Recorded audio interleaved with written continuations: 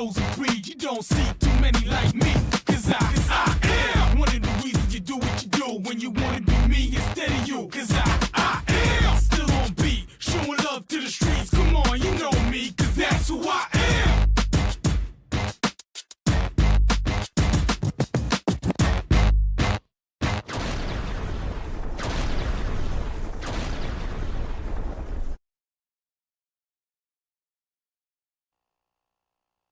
That pass out in the flats. See if they let him do a little more of that tonight. And play action, keep it himself, quarterback run, and he'll lead forward, and a penalty marker comes in. And that's brought to you by Putnam Distributors. Not sure what the penalty is. Let's check it out. Burns seems to think it may be a hold or something like that. Yep. Yeah. Holding on Burns. So that's your first penalty of the game. It's going to wipe out a touchdown, move it back 10. It'll be 2nd down and goal from the 15. Yeah, that only gave a touchdown run there by Marshall McGowan. So that's tough. You know, that's what I said. You want to make sure that you have a clean game in a game that you're heavily favored in, and you should win. But you just want to have a clean game. You want to make sure that you're not committing these penalties. They move it back to the 13. I thought the ball was on the 5 down there. Okay, it's spot foul. That's right. So they're going to move it back to the 13. I guess they said the hold was at the 3. So we'll do it again. 2nd down, and another flag comes in. Again, brought to you by Putnam Distributors. So let's see, and it is a false start against Burns. Didn't think they were even set yet. Yeah, so that's 15 yards and penalties just like that, and Burns is all the way back out to the 17-yard. That's a tough one right there. So 1st down and goal from the 17 as we'll try it again. Double wide receivers left. On the hip of McGowan is Wilson. Wilson to get the ball, tries the right side, follows the blocker around the right side, makes a man miss, and he's into the end zone for a numbers bookkeeping touchdown. Yeah, a little sweep right. Good job, Xavion Wilson, getting into the end zone. First touchdown of the night for Burns. The thing I like about that run is how patient he was. He put his hand on the back of the blocker, waited for the block to develop, and then took it around the right side. So nice job by Wilson to get that ball into the end zone. Yeah, plenty of blockers right side, and like I say, just picked his way in. Good job. And we got Ryan Sisk in, who's taking over the kicking duties here for Burns. And we saw him during pregame, Tom. And I'm going to tell you what, old Ryan Sisk has got a leg. There's no question about that. So this is the on-the-go quick lube extra point. High snap. Good job by Warlick to get it down. And that one's down the hill like you predicted, but it's good. And it's 7-0 Burns. We'll be right back.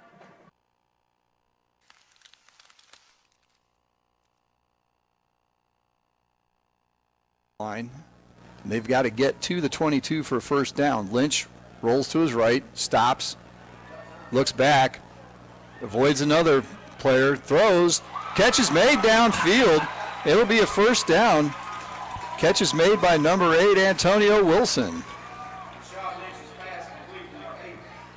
So Lynch finding all kinds of time to throw. I think Coach Engel mentioned it in the coach's interview that he's one of those guys that can improvise. He just kind of rolls around. He was rolling right, trying to find anybody. Maybe he was going to run it. Reverses field, came back to the left, and good patience there and good pass and catch for the Wolves. Gain of 17, a Turner Hauser Insurance 1st down. Lynch again makes a man miss. There's a man wide open. He throws it in the end zone. It's a touchdown for the Wolves. An Abernathy Chrysler Dodge Jeep Ram of Lincolnton touchdown. Nice touchdown pass there. Trying to see if it's a 6 or an 8. Looks like a 6. So it's 6 for 6. So it's number 6. R.J. Lynch. R.J. Lynch kept it in the family. So a 12-yard touchdown pass there. It's 6-0 with an extra point upcoming. Snap, hold, kick is up, and it's good. So the James River Equipment PAT is good. And on the First Federal Savings Bank scoreboard, it's Lincolnton 7, West Caldwell coming to bat. For your business, Bug Bust. So it's a good decision there by Wright.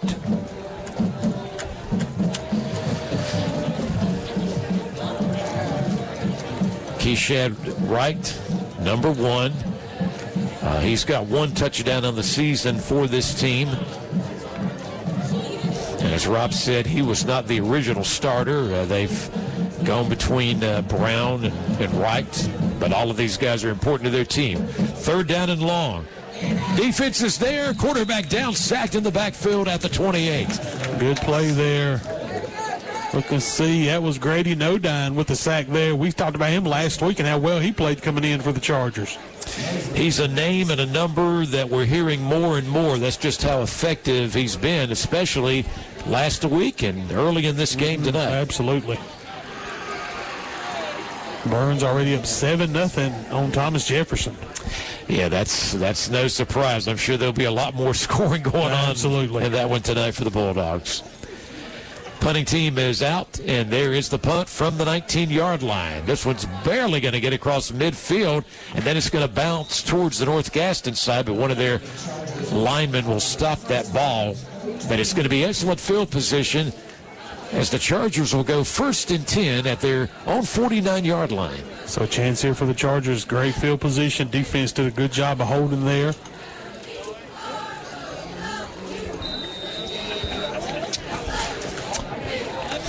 So Turner McSwain is back out there in the backfield, starting usual starter quarterback in there for the Chargers tonight. Here's a little flip, and it's Michael Edwards on the go. He's coming from far side of the field to near side. He will get into North Gaston territory. He's down close to their 47. Yeah, nice jet sweep run there by the Chargers, trying to find a way to get Michael Edwards involved in the offense, just not in the passing game, but on the ground as well. Chargers and McSwain to Aiden Carson. Aiden gets away from an initial tackle in the backfield. He might have got further, but somebody got him around the shoelaces and brought him down. But guess what? It's enough for a Pablito 1st down to the North Gaston 40. Did find out last week in that game against South Point in the second half, Aiden was dealing with some cramps. So that kind of, we talked about how he was kind of tiptoeing into the line. That impacted him a little bit last week against South Point. Second 1st down of the game. Here's that jet sweep again. And again, it is Edwards, and Edwards is only going to get back to the line of scrimmage this time. Just not enough room, Rob, to make anything happen. Yeah, good job there by the North Gaston defense to extend the play over to the left side of the field, use that out-of-bounds line. Actually, they're going to say they pushed him out of bounds. Keldon Williams forcing him out for the Wildcats. Yep, it sure was. And that is going to be a loss, too, on that play. So they're back at the 41, where it'll be 2nd and 11. Here is a quarterback keeper. McSwain's got running room, and McSwain busting through some tacklers to the North Gaston 29-yard line, and another Pablito 1st down. One thing we saw last week, maybe the best night he had running the football against South Point. We're seeing it again here tonight for McSwain. He picked up at least 13 yards on that play. Here's Aiden up the middle, and a good run here to about the 20-yard line. Like about a yard short. Yep, and Rob's referring to a yard short of what would be another 1st down. That 1st down marker is at the 19 of North Gaston. Cheerleaders are looking good tonight. They're actually wearing some dark uniforms, and they've got some pink and the pink pom-poms tonight. Next play out in the flat. His man's got it. Making a move to break away from a tackle inside the 10. Still trying to go towards the end zone. I believe that was Jahari Mosley. Mosley to the 5-yard line. What a gain for the Chargers, and a Pablito 1st down. Coach Lloyd said that was the guy they wanted more involved in this offense was Jahari Mosley. Good reception there. So the Chargers are set up now. 1st and goal. Hand off to Aiden Carson. Aiden just puts his head down, busts through the defensive line. He's in for the Big E touchdown. So a great drive there by the Chargers. Ended with that Big E touchdown to jump ahead 6-0 here on the Wildcats. They are the Upstate Carolina's complete entertainment center, located there at the Gaffney Outlets, the Big E. So a great start for the Chargers. That was their 2nd offensive series, and they started with excellent field position near the midfield stripe. Coming in for the extra point attempt, I believe that's going to be Sanchez. Yes, Sanchez. We'll see how Nick looks. Look at Oh, that. my. That is an excellent job by Nick. Beautiful. Yeah. I got a feeling Nick's been working on it. We talked about maybe we'd see Carson Greer involved in some kicking too. Maybe we will. But Sanchez looking real good on that one. On the Stanton Enterprise McDonald's scoreboard, home of those world-famous French fries, 6:19 to go in the first quarter. Crest is on the board first. They lead North Gaston 7-0 here on KTC Broadcasting. He saves the turnover, but my goodness, what a big loss for them. That's going to be a loss of about at least 10 on the play. Yeah, what Justin just lost the snap. It was a fact. I mean, the snap came out with quite a bit of zip on it, but Harris just it went over his left shoulder. So now it's 3rd and goal. 3rd and goal from about the 15-yard line. So now more traditional Cherryville offense. This one's going to be handed off to Hebner. Hebner's he's got to roll. He's going to cross the end zone. Touchdown, Cherryville Ironman. My goodness, what a turn of events. Woo, that was a great call, great run by Jackson Hefner. That was a 22-yard touchdown run, I believe. Call it 15. I think they're on the 15. Yeah, I'm sorry. I looked at the wrong yard line. Yeah. On the 15. And Hefner, again, he sprinted, he accelerated, then he stopped on a dime, let a defensive player get by him, and he took off again and got into the end zone. That is a John Brown of Allstate Cherryville touchdown. And now now we have a Pete's Fish Box at Cherryville penalty flag. It's going to be a false start on Cherryville. That's their 3rd false start. Or no, excuse me, I'm sorry. They had 2 offsides earlier. That's their 1st false start. There's going to be a 5-yard penalty. It'll push them back to the 7. So this is PAT, folks. This is point after touchdown. Are they going for 2 or are they going to go for the kick here? Looks like they're going for 2. Adams out of the shotgun. Justin Harris in the backfield with him. He takes the snap. Quick pass to Hebner, and it's going to be incomplete. Hebner not able to reel that in. The pass was a little high from Adams. So incomplete. We look at the No Malarkey Mr. Sparky scoreboard. 5:52 left to go in the first quarter. The Cherryville Ironman take it early, 6-0 lead. You're listening to Ironman Football on 92.9 WCSL 1590 AM, brought to you by Bug Busters of Lincoln. For probably 10 years now. Just coming right up the middle end, which they can block, and they're definitely not blocking. They've got the backup beeper going at the moment.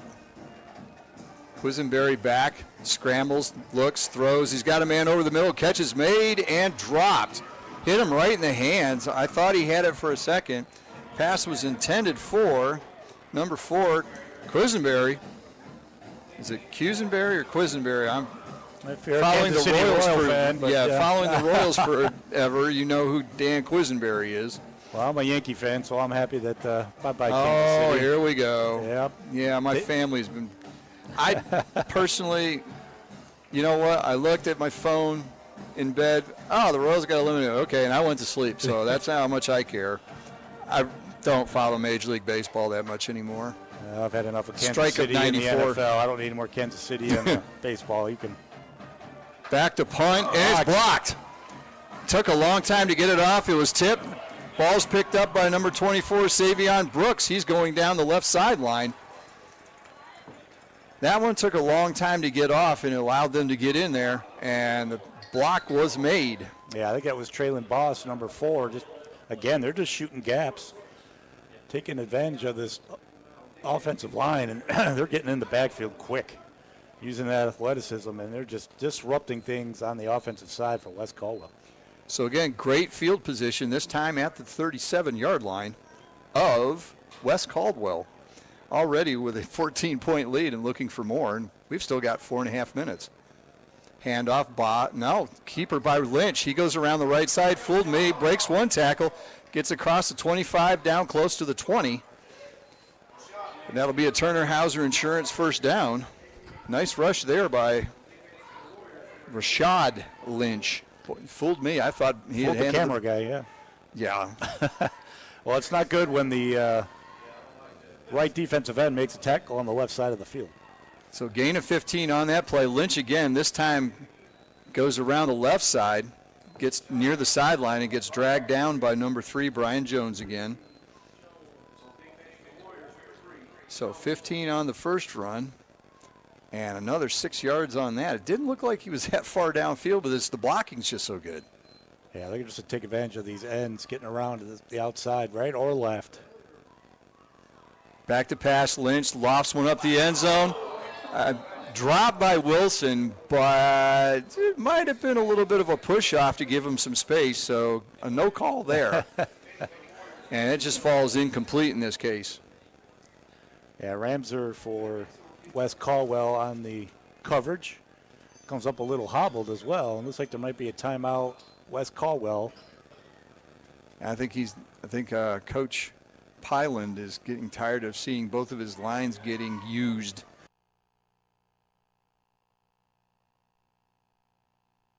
Of Cherryville Ironman on the interior. Number 44, and which is Nate Taylor, and Amir Starr in on that tackle with a couple others. So that was what the defense has got to do right there. Now this makes it 3rd and long. It makes it much more difficult for them to run that. I would assume that stacked formation is their favored formation. The Rams on offense, 3rd and long. It's going to be difficult for them to try to get this kind of yardage. Now, granted, they're in their own Cherryville side of the field. They might consider this 4-down territory. Here's the snap. Quarterback drops back. He's actually going to pass the ball, and it's going to be overloaded. And that looks like it was intercepted.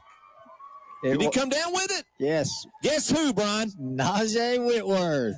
Our Bennett Insurance Agency of Cherryville player to watch just made his presence felt. Number 10, Najee Whitworth with the leaping interception. The pass overthrown over the Highland Tech receiver. Whitworth right there reading, having a beat on that pass the entire time with the interception. And the Ironmen will take over 1st and 10 on looks like what there is their own 22 or 23-yard line, having a chance to extend their lead. A great play by Whitworth. He timed that ball, got up at the peak of the apex of the throw, and intercepted it. Snap by Adams, handed off to Hebner. Hebner's got some daylight. He just gets tripped up, basically was trying to find some open field, and one of the Highland Tech defenders slipped and fell right in front of Hebner. Hebner basically just had to stop where he was, and before he could get going again, he got caught from behind. That was an unusual tackle to witness, because the bodies didn't fall like they normally do. Highland Tech's going to take a timeout, and so are we. You're listening to Cherryville Ironman Football, 92.9 WCSL. Complete pass. And right now, Gold is 1 for 4 for 3 yards. You can't really float that ball out there in the flat like that. I mean, he had a man, but you got to put a little something on it to give him a chance. Yeah, fortunate that ball wasn't intercepted. Double wide receivers left again. And in the shotgun, they're going to try a little reverse, and it breaking a tackle and spinning, and then planted, I think, is Boyce. I think they faked it to Boyce, and is it? No, that's 6, the ball carrier. And that is Sutton. So Sutton, the ball carrier, and what'd they give him? Did they give him anything, Joe? Ball down there by Max Davis. Yeah, so they got 3rd and 3 on the field. Probably looks more like 3rd and 4. Yeah, so big defensive play here for Burns. At this point, Thomas Jefferson may be in 4-down territory. So it's double wide receivers to the right, single back set on the hip of Gold. Man comes in motion. Gold has it. He rolls left, and he's going to be sacked. Wow. And he's going to be sacked back there by Xavion Wilson. Xavion Wilson with the big sack. Man, he come out of nowhere, got him for the huge loss, and I'm sure that'll drop them back and bring out the punt unit for Thomas Jefferson. What did he lose? It was 4th and 3, and he's all the way back. That's like got that as a 12-yard loss, Joe? Big time play there, Xavion Wilson. Yeah, I got a 12-yard loss on that. So right now, Thomas Jefferson with -4 yards rushing. They're just having a hard time. And they're going to be back in punt formation again. So after the first down on the penalty, they stick the tractor in reverse and have to punt. We'll see if Burns brings. Touchdown! And ladies and gentlemen, that was Faulkner. Ari Faulkner with a Big E touchdown reception. How did Faulkner get that open? It's like he camped out back there. Nobody knew where he was. Not great coverage there by North Gaston. Good job by McSwain to see him in the back of the end zone. That was a 24-yard touchdown pass. A great job and a great throw by Turner McSwain. 1:38 to go in the first quarter, and now it is a 13-0 Charger lead. And I believe we're getting ready to possibly That's Greer. see Greer this time. Sanchez looked good a while ago, but hey, Greer's back. He's going to get an opportunity as well. Yeah, I think it's one of those situations you want to get everybody out there you can to give them a look and see. Yeah. This has been something they've really worked on since the mishaps of last week, as you mentioned in the pregame, Rob. And Greer has a nice-looking kick. It's through the uprights and good. Let's give you an update on the Stanton Enterprise McDonald's scoreboard across from Gardner-Webb University. 1:38 to go in the first. It's now Crest 14 and North Gaston nothing from KTC Broadcasting. Just keyed in on him, and before he could turn the corner, he's brought down. That's going to be a loss of 2 on the play. Yeah, Jonah Jeffries, middle linebacker on the tackle there for Highland Tech. He's been their leading rusher so far as well, number 22. Right, yes, he has. We'll be right back. Their right defensive end, and Cherville trying to run to the left, but they just couldn't get the corner turned. So we're hovering right around the 50. This one, the loss on that play brings him right back into Cherville territory. Snap by Adams. He's looking to pass. He takes it deep. He's bumped by one of the Ram defenders. No flag thrown. Brian Faree, you played football at Carolina. Tell me how you don't get bumped off your route and no pass interference is called. Well, they were both running in the same direction, and the defensive back just took advantage of that a little bit, and just enough to get Whitworth off his route. All I know is if that contact's not made, and I don't mean by contact, basically the defensive back stopped the route of the receiver. If that doesn't happen, that receiver's got a good chance to be right where that ball comes down. Yeah, Instead, the incompletion is now 3rd and 11. Yeah, Whitworth would have had a chance, but officials didn't think anything was wrong there. So 3rd and long. Snap and quick shuttle pass there to Whitworth, but he's going to be fleshed out by the interior line of Highland Tech. And that's going to be a loss of 3. That will bring up 4th down. They're trying to set up the jet sweep for Whitworth coming back towards the Cherville Ironman sidelines. Cherville moving from our left to right here. If you're sitting on the home side of Rudisill Stadium, we're inside of a minute to go in the first quarter. Emmanuel Berry was the Highland Tech player that just would not let that play come to fruition. Made a good tackle. So 4th down. They're lined up like they're going to run offensive play, but Adams is also the punter, so I could very much see him. He's going to takes a punt. Great punt by Adams. Wow, and takes a Cherville bounce. It's going to go inside the 10, right at the 5-yard line. Beautiful punt by Adams is going to reset the field, flip the field on Highland Tech. They're going to start this drive 1st and 10 on their own 5.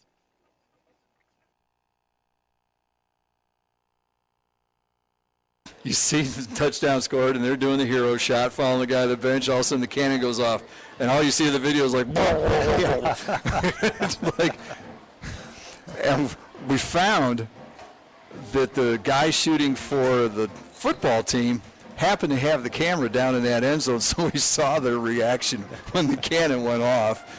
We never let those students forget that one. Even though it was my fault, we still had to harass them about it. Well, it's like that's a memory they'll never forget.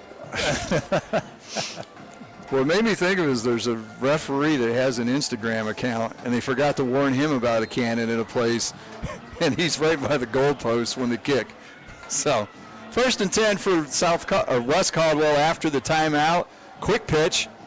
Ball goes out to number 8. That is Ferguson. He tries to get around the left side, and he's actually able to get positive yardage.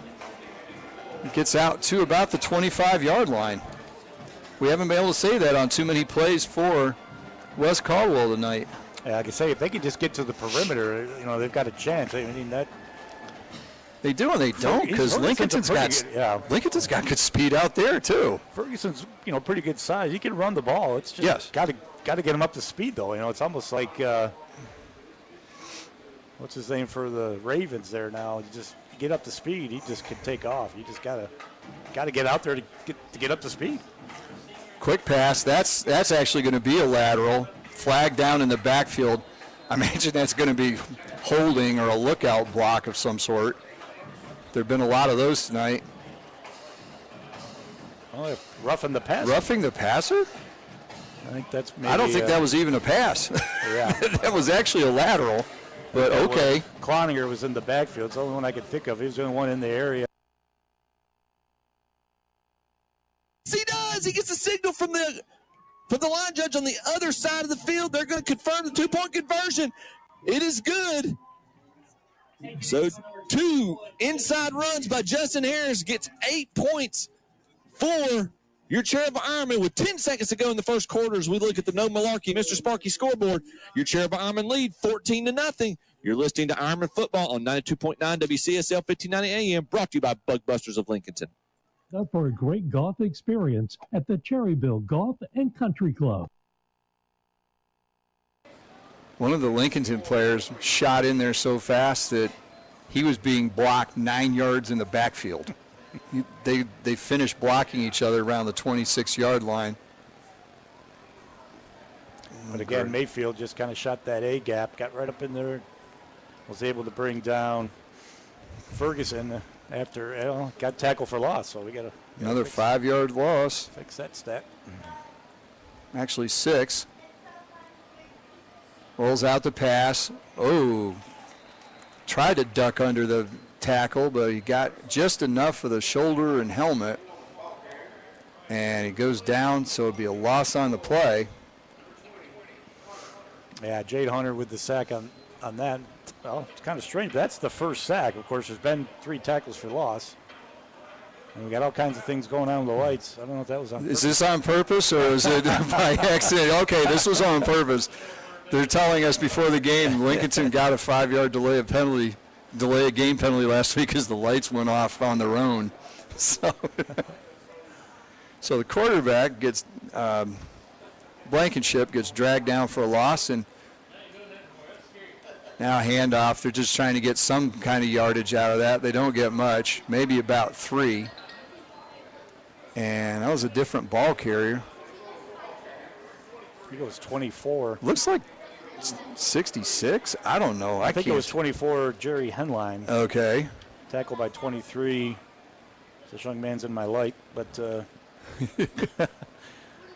Caleb Abernathy with the tackle for Lincolnton. He gets about 4 of the yardage back, but yeah, Blankenship lost a bunch on the previous play. So even with that, it's still 4th and 22. This time the punt gets off, but it's high and short. Takes a Lincolnton bounce, picked up on the bounce. And that should be, is that Wilson or R.J. Lynch? The 6 and the 8, the uniforms are kind of wrinkled over. It's tough to tell. Let me focus number 8.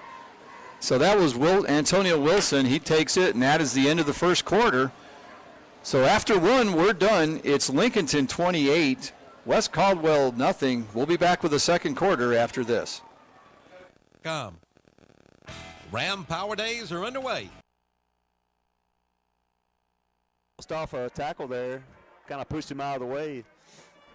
Danced down the sidelines for the touchdown for Burns. So just like that, Burns up 27-0. Wrights Jewelry scoreboard. So on the go quick lube coming up here for Sisk. And I'm going to tell you what, I'm excited about this kid, just a freshman. And I'm going to tell you what, he has got a leg, and he's got the accuracy to back it up. So this is going to make it 28-0 if he can hit it. See if we can put another one over the fence here. So snap back, kick up. Good. Kick is good. 28-0 Burns. We'll be right back.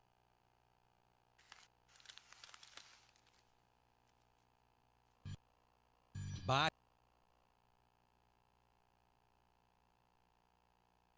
And tackled for a short gain.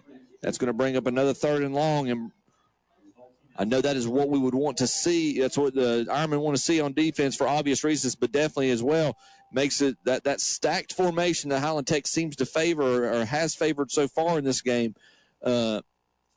has it's certainly going to be difficult for them to try to get a first down in that stack formation when it requires a lot of yardage. But here is third down, runner in motion, pitch to the outside. That's number 21. That's Carmelo Adams, and he gets nowhere. It's Cherryville's defense all over him. That leader of that defense, number 55, Amir Starr, with the tackle. He came through from his linebacker position. Tackle for loss. You can't tell me, and you know this better than I do, Brian, you can't tell me when that offense is putting points on the board, it's a lot more fun on defense to put a wallop on the opposing team. Absolutely. It motivates the defense when the offense is putting points up, and that was a good example right there. And it's that brings up fourth down. Is that right? I believe so. Quick update, quick score update, and I'm sure Kevin Hastings in the studio. We pass along scores from around the region. With around 3 minutes to go in the first quarter, Burns leads Thomas Jefferson 21-0. I want to thank Brandon Shaw for giving that stat update. And oh goodness, fourth down. Highland Tech going for it early, and they just about paid the ultimate price as there was a pick six just dropped through the hands of not sure who number 44 is for Cherryville. But still, Cherryville's going to take over 1st and 10 on Highland Tech's side of the field. Nate Taylor almost with the interception, and he had some wide open field, Brian. That could have been a pick six if he brings that in. Yes, it could have. Absolutely. But again, big shout out to Brandon Scholl. Scholl giving us the score update from Burns. They're leading Thomas Jefferson 21-0. 3 minutes to go. Also want to thank Brandon so much. He's a statistician, provides Cherryville's coaching staff with stats, and he's been kind enough to share those with us. So big shout out to him. First down, deep pass from Jaden Adams to a Najee Whitworth. Just a little overthrows Whitworth just a little too much. It's going to be second down. Second down, just couldn't quite connect on that. Whitworth just a streak pattern straight down the field. He was on inside the numbers. He actually got a little bit too wide and got out of bounds, but they did not connect on the pass anyway. So all for naught, 2nd and 10. Who have we not seen in this game so far, Brian? 2nd and 10. Takes a snap. Adams in. That's going to be a Pete's Fish Box of Cherryville penalty flag. False start on Cherryville. It's their second false start. It's their 5th penalty of the game. They've had 5 penalties for 30. 5, that is a Crest Chargers touchdown. And we got a flag thrown that was thrown about the time he was standing at about the 10-yard line was Pluto Surratt. There's a flag back here on the 45. If that stands, that's another Big E touchdown featuring bowling, an arcade, laser tag arena, and much more in Gaffney. And Coach Lloyd had his hands out wondering what the call was. Don't forget, folks, the A1 Shelby Locksmith Key Player of the Game. Mention the radio ad and get a free house key. The A1 Shelby Locksmith Key Player of the Game tonight. Mention the radio ad and get a free house key. Anytime I hear anything that is adjacent to the word free, I'm going to check it out. Absolutely. Well, they have called this against the Crest Chargers, so no touchdown, ladies and gentlemen. It's been wiped away. We do have a few more scores now. Lincoln leads West Caldwell 7-0. Cherryville up on Highland Tech 14-0. Burns up on Thomas Jefferson 21-0. Bunker Hill leads East Burke 14-0. Keys Mountain and South Point tied at 7. Bandy's leads Maiden 8-0. All right, Rob, thank you very much. Crest comes out this time. They've got 4 wideouts in all, and 1 back who's Aiden Carson in the backfield with the QB. McSwain does want to go to the air. Over the middle, wide open is Aiden. He's got it at the 47. He's across midfield. He's inside the 40 of North Gaston. Makes a move to get around a tackler. He's inside the 30, 25, 20, 15, 10, 5. This hopefully stands as a Big E Crest Chargers touchdown. My goodness. Aiden Carson's one of those guys. Once he gets space, Paul, he can check out on you, and he did it right there on that reception. Ladies and gentlemen, that was 65 yards in all, and he made it look so easy once he just kept going around defenders and through defenders. Aiden Carson. And what a night Tucker McSwain's having for the Chargers. Yeah, all the talk about the new guy in town, the talented quarterback who's already signed with Virginia, Hamrick. has now joined Crest, but it's His turn to doing it, showing his wares for sure. all right. The PAT is good. I believe they went back to Nick Sanchez this time, and he puts another one through. I love it. Back and forth was good kicking tonight, Greer and Sanchez. Stanton Enterprise McDonald's scoreboard, the update with 11:23 to go in the second. Crest now leading North Gaston 21-0 here on KTC Broadcasting. Between the tackles, but just no hole developing. He waited patiently, but just nothing there. By the time he tried to move forward, Highland Tech's defense was all over him, so short gain. Second and goal. But they went right up the middle. They have confidence in their offensive line. Yes. Because coaches are calling plays between the tackles, and that's excellent. It's good to see as well, and that's got to just instill confidence in these offensive linemen. Absolutely. Middle, but Armstrong jumps on his back, pulls him down. Sorry, I had to come back to where the mic was working. Okay. No, that's what our coaches were saying. They didn't even wind the clock either. Well, I was it was almost like an injury sort of. No timeout was called. Eli Lipscomb's a little slow to get up. If there's an injury, he has to come out. So there's no timeout. The whole team goes to the sideline. They stop the clock and then just start like nothing happened. He went out of the game. He did go out of the game. Did he go out? Okay. Yeah, he went out of the game, but like they're saying, they took a long time to check on him and go, and they stopped the clock, and they shouldn't have. Now he's back in the game now under center.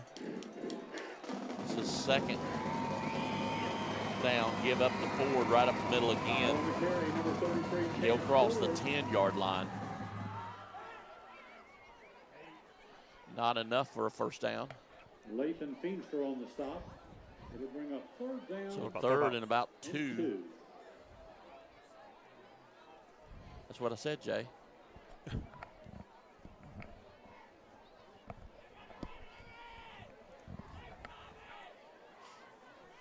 No matter where you're listening from us tonight, thank you so much for tuning in to Mountaineer Football, presentation of the Kings Mountain Touchdown Club. 3rd and 2 for the Red Raiders. Lee calls the signals, hands it to Ford one more time. He'll cross and get the touchdown. South Point. Pretty much untouched right there. Well, they went off tackle, but they did what they did earlier. They lined up with a wing set, almost in dubs, where a single setback with no wing is basically like a pro set, and he just went off tackle. We just got blocked. Yeah. They just blocked us. We didn't have anybody at the point of contact. Our linebacker was gone, and they got us. So the extra point attempt from South Point. Ball is now, up. hold on. There's all kind of movement there. Touchdown. It is good. And they're saying it's good. 41 remaining in the second quarter. It's South Point 14, Kings Mountain 7. So the extra point.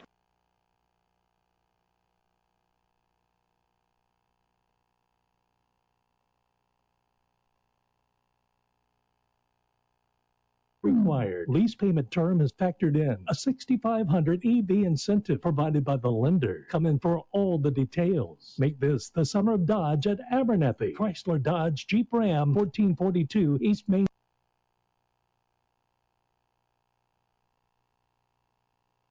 Sprint out. He's sprinting to his right, left-handed quarterback. He'll be wrapped up, thrown out of bounds.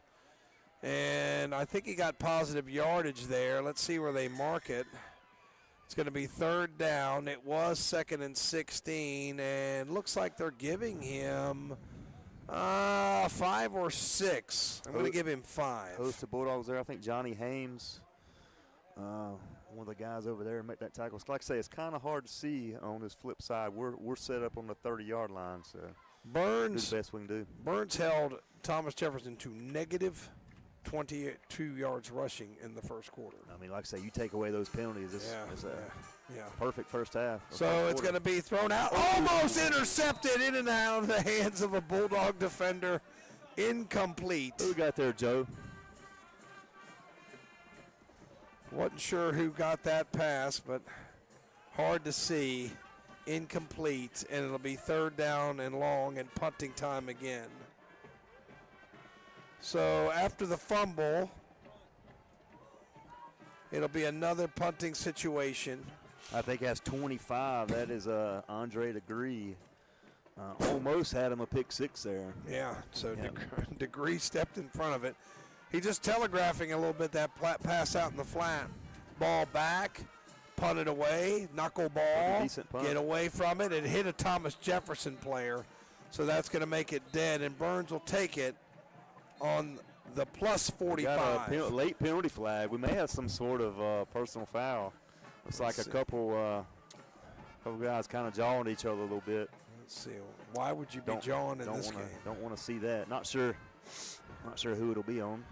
Why would you jaw in this game? Let's see. They're kind of screaming at one of the Bulldog guys, so it might be against us. Again, Putnam Distributors penalties. Wright's Jewelry Scoreboard. 11 minutes left to go in the second quarter, and it's going to be what they call.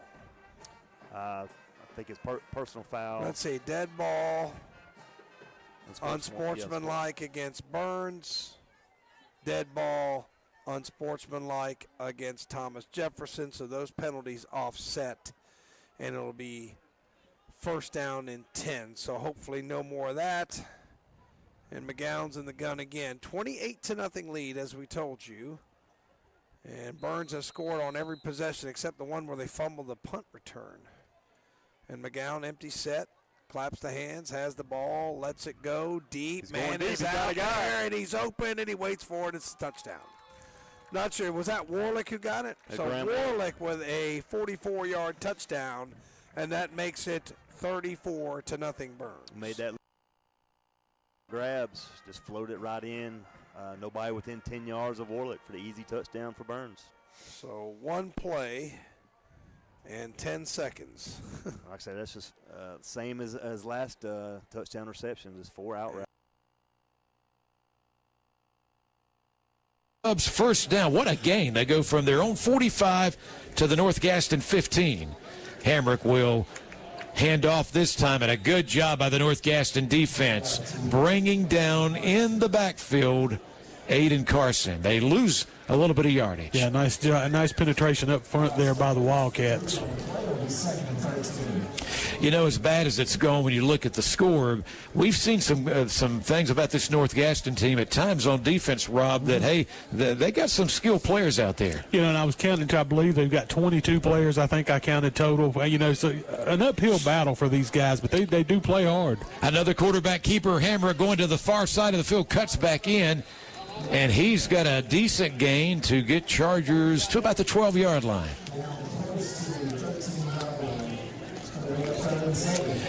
If you're just tuning in to WOHS and KTCBroadcasting.com, clock ticking, 7:45 to go in the second quarter. Crest already up 21-0. Eli Hamrick has moved in at quarterback, and they're back in the red zone. He's rolling out. What's Hamrick going to do here? The big man's going to the back of the end zone. A little bit too much on that one. The intended receiver in that corner of the end zone was Brock Melton. Yeah, tried to go to Brock Melton there. Good coverage downfield again by North Gaston. Looks like Crest will lead the offense on the field here, 4th down. We should have some stats coming from Trey Albright at halftime, and we'll review that, the scoring summary, and all the details during the Gardner-Webb University halftime show. Yeah, I've seen Trey down there talking to some of the players, working the sidelines, keeping those stats for Crest.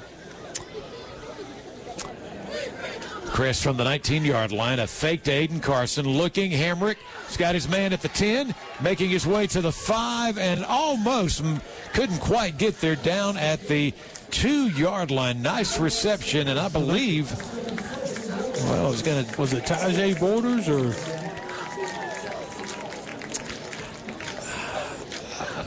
I thought it was Brock for a minute, but it could have been Cal Pass in the game. But we'll double check that for you. Nonetheless, Crest is now at the 2-yard line. Here's the QB, and bust his way in for the short touchdown run. His first touchdown as a Crest Charger, the transfer Eli Hamrick. On the night they recognize his father's team that he quarterbacked, the 94 state championship team, Eli Hamrick comes in, gets a touchdown for the Chargers. So Crest is running away with things right now. We've still got 6:58 to go until halftime, and the Chargers have extended that lead now to 27-0. And this is Greer and attempting this extra point. Yeah, we're going back and forth between Nick and Carson. Carson Greer's PAT How about it? is good. Kicking game's on the money tonight, and that's what we wanted to see, that kind of improvement. Again, competition breeds competition. On the Stanton Enterprise McDonald's scoreboard across from Gardner-Webb University, Crest now 28-0 over North Gaston. Stay with us. Moving pretty decently to start this drive, and then as soon as they crossed over into Cherryville-Ironman territory on the Cherryville-Ironman side of the field, the Ironman stiffened up as Brian told them to do. Apparently they've got an earpiece listening to him, or they're tuning into the radio show right now. Here's the snap, third down long, looking for the pass. In a deep pass, and it's going to be intercepted by the Ironman. Big number, Jordan Lawrence. George Lawrence with the interception. And he's an offensive lineman, ladies and gentlemen. Yeah. But he also is a outside backer that has drop responsibilities. Played almost like a strong say. He looked like Cam Chancellor right there for the Seattle Seahawks. He just looked. You've just got a big, massive bodybuilder back there covering a receiver. We have seen him cover and cover and cover through this season, and that was his first interception, and that is well deserved. That poor receiver measures up to Jordan's like chest. That's the height differential. So Cherryville now gets a chance to try to score again. Adams with the throws it out of bounds, and I might be careful with an intentional grounding. There wasn't a receiver in line there. No, Coach Bowman was the closest Cherryville Ironman to the ball, but the officials didn't throw it. They didn't throw that flag, so that's good. Yes, they did. They just called intentional grounding on him. He must have just. No, I didn't ever see him drop his flag, but that is a Pete's Fish Box of Cherryville penalty. Oh, Jackson Hefner was going to pick up the flag just to be nice, and said, "No, don't pick it up yet. I got to use it to mark this off." Yeah.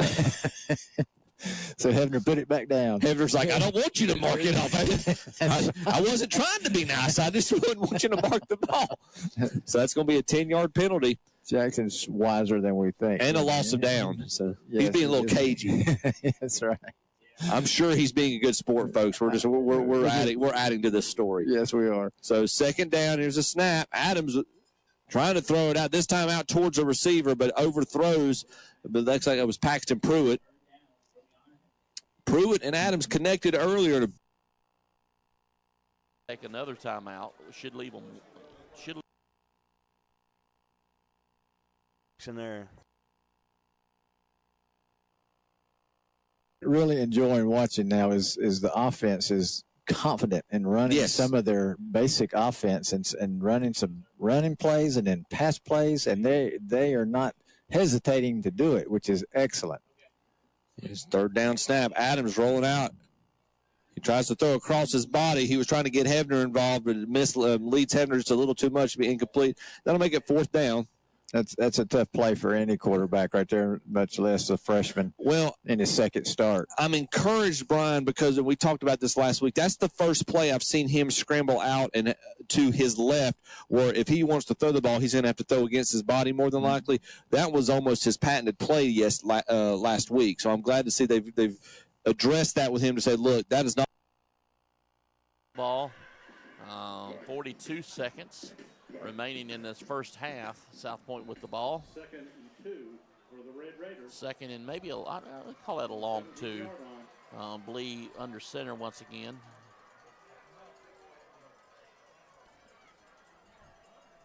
And he'll drop back to throw, looking for a receiver under pressure, just throws it away.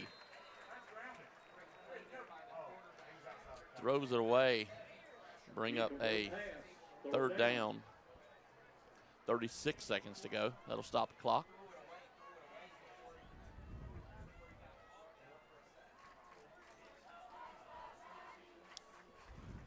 I think he felt the pressure all around him. You know, at first we got through so clean, I thought they were setting up a screen right there. 3rd and 3. And I'm still not sure they weren't. He gets hit at the line of scrimmage. That's a good play. The fullback, and he'll go nowhere. This should be their last time out. Did they take it? They don't have any. Yeah, that's their last one, I believe. That's their last one. They should have. That's their fourth time out of the half. Yeah. They're borrowing one from the other half. Yes, they are. So they're out of timeouts. 28.9 seconds to go. What are you doing? If you're South Point coaches, guys, what are you doing? You're hitting fullback dive right here and just letting Blee follow it. Actually, depends on how hurt he is. I'm not sure. They know more about his condition than we are, which may be why we haven't seen him carry the ball as much lately. You're not thinking field goal? No, not from here. You're looking at what, a 40 37-yarder. 39 yards. 39. Yes, I don't think they have that. Maybe they do. I mean, maybe they got something I don't see, but yeah, you're looking at 38, 39 they've got yards. that Gaston County math, so it's a little shorter than that. Well, here's the thing, too. Probably what they're thinking in their huddle over there, they've thrown the ball well. So they're probably thinking if they can get this first down on the ground, they'll come up and clock it, and then they'll try to get closer and maybe try a field goal, or try to throw it in the end zone. 12's at quarterback again, 5's in the backfield. Watch the sneak. Yeah, if 12's up there, watch the sneak. And Kings Mountain will back before he runs out of bounds. Right before he ran out of bounds, he lost the grip on the ball and it just bobbled up. But the ball and him both went out of bounds. So that is one thing that I noticed from Adams. One of his scrambles earlier was he was scrambling this way, Brian. Mm-hmm. He had a defender running, but coming from behind that was trying to catch up with him. And he had that ball kind of gripping it like he wanted to throw it, but he was well past the line of scrimmage at that point.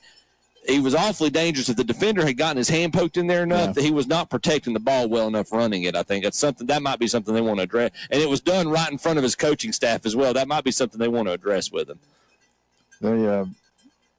And I'm sure they will. Now, Cherville's playing man-to-man defense now in the secondary. Second and long. Here's the snap. They set up the jet sweep. This one goes to Jalen Bernard. Bernard has nowhere to go. Was trying to find a corner. There was no corner there. He's going to be tackled for a loss. It's third and forever. I don't know the exact yardage. It's about the same size as our national debt, I believe.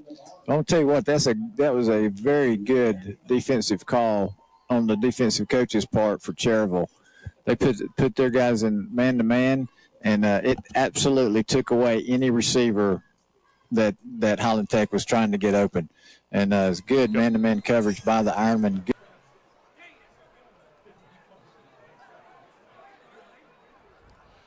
So that'll stop the clock. 19 seconds.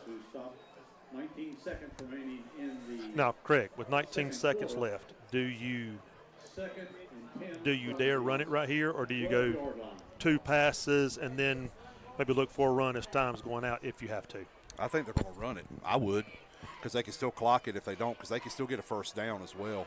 And we've not stopped the run. That off-tackle run has got us already a few times because they're getting to the second level. They're getting our linebackers.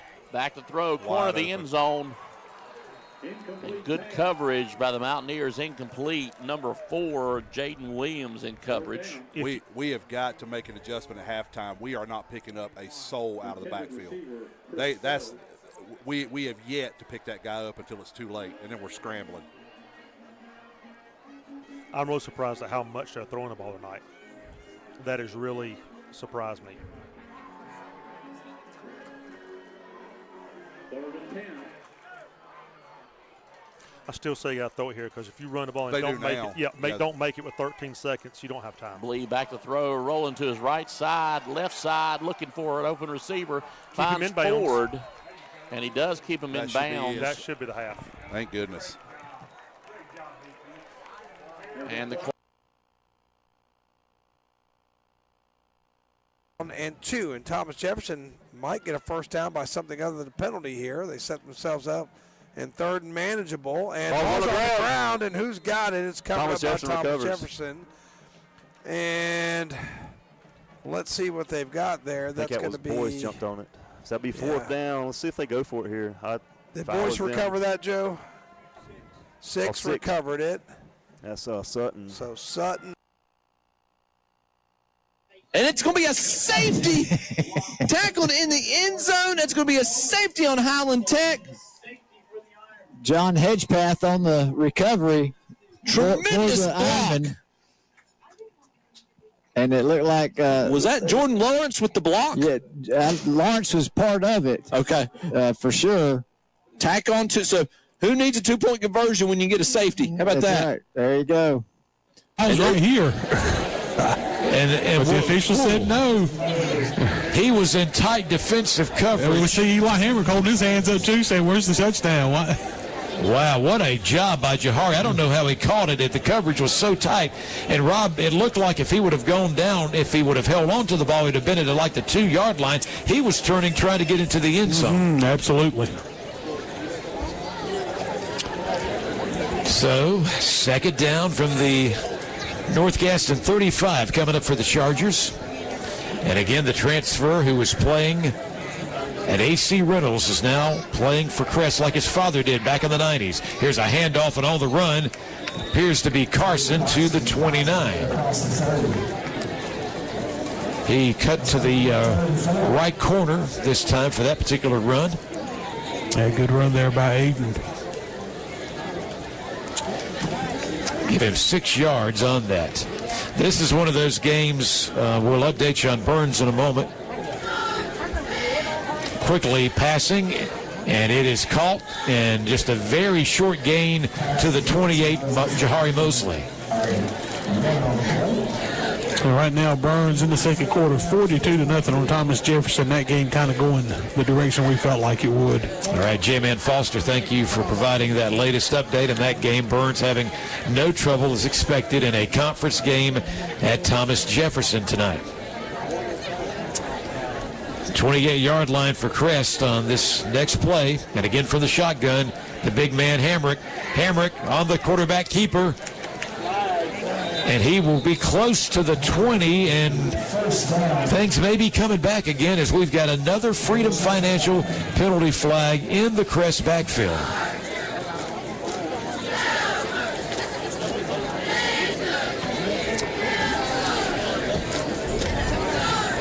Yeah, so what the discussion is, yeah, they are going to call holding against Crest. See. This is beginning to turn into one of those Crest games where we could have feel like we should have already been in halftime, and maybe it would be almost time to start the second half, but instead, a lot of flags and 2:15 to go until the half. Crest up 28-0.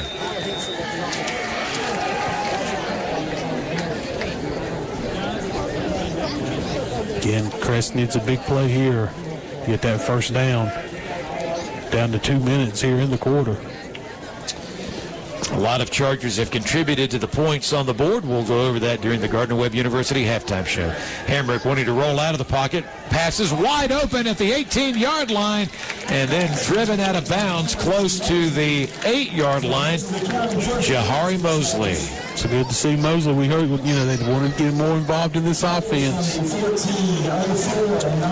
Unofficially, we've got Crest now with their 8th MePub's first down of the night. Mi Pueblitos, authentic Mexican flavors.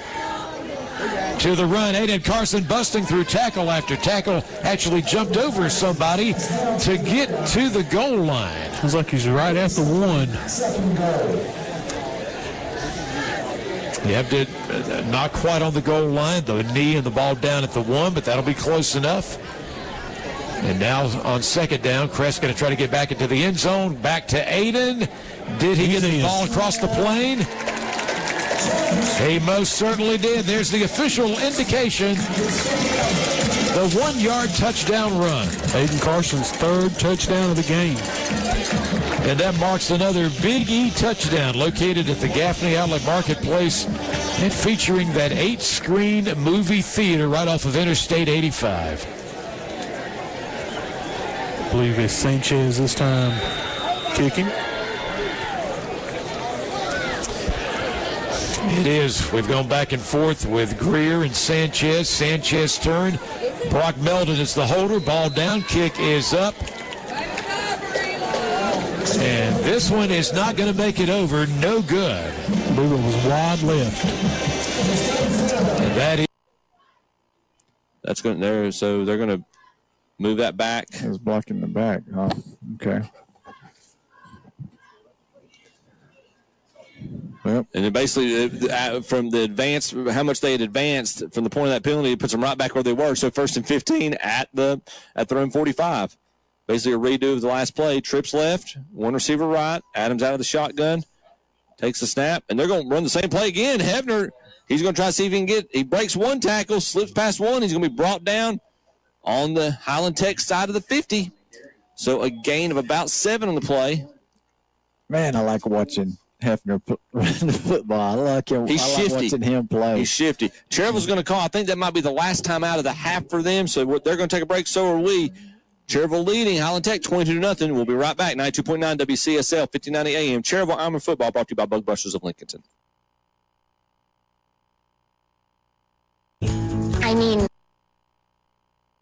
Left side, picks his way, met by a host of Bulldogs, but pretty good game for Boyce. I think they'll give him 2 or 3. I get it. No, they only gave him a yard. I thought they gave him a little bit more. Come on, guys. Could be a little bit more generous. So 9 gets a carry for 1. I think he has 25. I think that's Degree and Max Davis there on the tackle, I think, for Burns. Yeah, if I'm Thomas Jefferson, I'm doing whatever I can to just keep this clock moving. So 2nd down and 9, and Gold is going to give it. No, to Boyd. No, throws it almost complete. And they're going to get a roughing the passer penalty, so that's going to be another 1st down for Thomas Jefferson via the penalty. Kind of an odd play. And like I say, had 2 or 3 Bulldogs. I think Eli Morris was there in the backfield. Might have been a little run pass option. He put the ball in the belly of the running back, pulled it out, and had somebody on a slant, hit him in the arms, but dropped it. Yeah, that's going to be 15 more yards against Burns. Yeah, that's a tough play there. I think a good defensive play there for Burns. 65 yards in penalties. That's probably the only black eye. Yep, roughing the passer, and might have went a little too high on him. As we may have Coach Lenhart show us that one at halftime to see what happened there. So this is going to move it all the way to the 50-yard line. 3rd, Thomas Jefferson, 1st down via the penalty. So, and the ball's on the ground again, and Gold is going to be swallowed. So I'm not sure who's going to get credit on the sack. Will it be Wilson? Wilson 4. Wilson's going to get credit for the sack. Yeah, Balditt tried to pick it up, but Wilson was right there, heads-up play to knock him back well behind the line of scrimmage. Yeah, so that Wilson gets himself a tackle for loss, and that's going to move it back. I'm going to say a 6-yard loss, and it'll be 2nd down and long, 2nd down and 16. So if you're just joining us, 49-0 with $1.26 and counting left to go 1st quarter. 22-0. We'll start the Stadium Halftime Show brought to you by Weston Sales of Lincolnton. Here in about 3 minutes, you're listening to Chair. They're going to give him a mercy yard. It'll be penalty flag comes in. I don't know if it might be a face mask. Why are they calling that 2nd and 20? Let's see. What do they got here? Another Putnam Distributors penalty. After the play, so it's going on Burns. Not sure what the call. See what the call on the field is. From where it was at, I thought it might be like a face mask or something. Well, that's another unsportsmanlike, I think. And now you're up to 80 yards in penalty. So Putnam Distributors getting their money's worth. But I tell you, was it face mask? Okay, face mask. Yeah. Okay, all right. So I thought it was unsportsmanlike, but it's face mask, another 15-yard penalty. So it is 1st down and 10. That's another 1st down for Thomas Jefferson. They're 4th. They're trying to get on the board before half. Gold's got it. Play action, still looking, has time. Out in the flight, intercepted. One-handed interception, Xavion Wilson. What a cool interception that was, and Burns will take it over on the Thomas Jefferson 40. Yeah, another highlight, on their own 40. Highlight reel play there. Xavion Wilson, one-handed grab for the interception, like you say. So Burns, 47 seconds left in this 1st half. Do they go and try to score again? I don't know. We'll see. And that was a nifty interception. So Wilson with tackle for loss and the interception. So first turnover for the Griffins. Elijah Goodson backfield. Mason Brawley checking in. Tight end for Burns. Evan Donaldson in at wide receiver. Yeah, some of the reserves going to get a little time. McGowan is going to Gonna kneel take a knee. down, and that's going to go on the stat sheet as a 4-yard loss. Sorry, Marshall. And that's why Tom Brady on those sneaks, he would actually go forward because Pad they his come stats off a little bit, yeah. they come off the passing yards. You're so right. he doesn't want to lose any Yeah. passing yards. Well, it's the right call, down or up this much. One more knee will take it in the halftime here. Yeah. So let's see, is that McGowan in there again? He takes the snap. He'll kneel down. That's another loss of 4. And we'll take it to halftime. So halftime show brought to you by Marburger Chevrolet to Shelby. It's all Burns, 49-0. We'll be back in just a few minutes.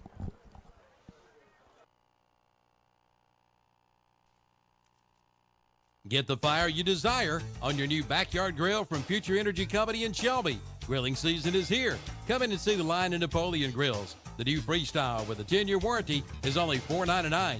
And take a look at the Napoleon Prestige with a lifetime warranty. Check out the Big Green Egg and the Primo Grills and the Green Mountain Pellet Grill. And the Broilmaster 84XN Grill is now 40% off at Future Energy Company, 130 West Graham Street in Shelby. Online at futureenergyco.com. Like them on Facebook, too.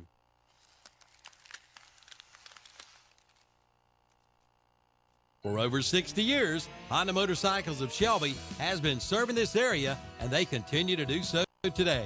Right now, you'll find a good inventory of dirt bikes, plus 150 and up to 450 models of on- and off-road bikes. See the new 2024 Honda Rebel, along with 4x4 ATVs and side-by-sides, including the Pioneer and the Talon, plus Gold Wings and Trikes. And don't forget about their parts and service department. That's Honda Motorcycles of Shelby, 4402 East Dixon Boulevard in Shelby. Online at HondaMotorcyclesofShelby.com.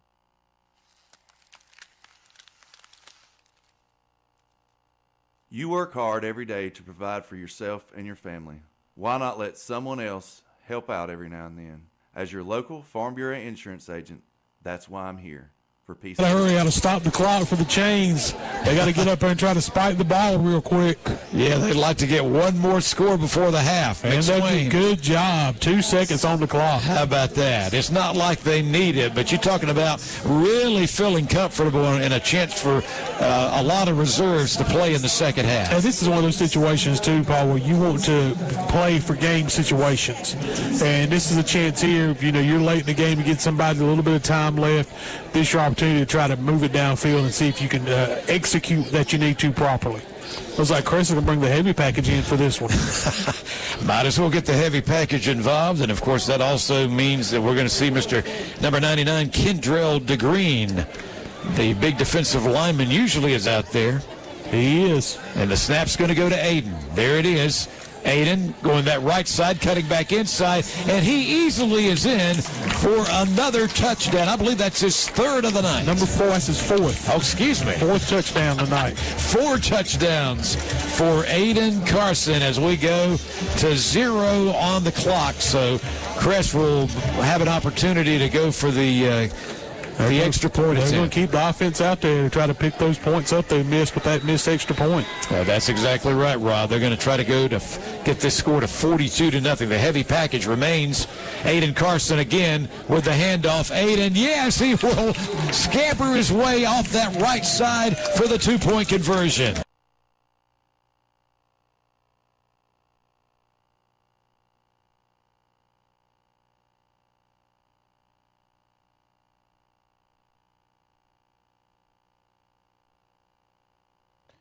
All right, good evening, everybody. Welcome back to the Red Zone channel. We see some scores across the board. Black scores are finals. Only got one from yesterday. RS Central 41-26 over Chase. All the red scores are active. I don't have a lot of scores, not a lot of reporting from around the area on a lot of these teams that we usually do have reports on. So you get 0-0s there. If you see anything, feel free to call the office, 704-435-2845, and tell JP one of the scores in those 0-0 games. Not on Max Preps. None of them are popping up yet. As far as that goes. But we do have some highlights here the first half. Let's look at some highlights. We're going to jump around from game to game. The highlights are in time order, so we'll go from there. We're going to roll over to Cherville for their entrance tonight against Highland Tech.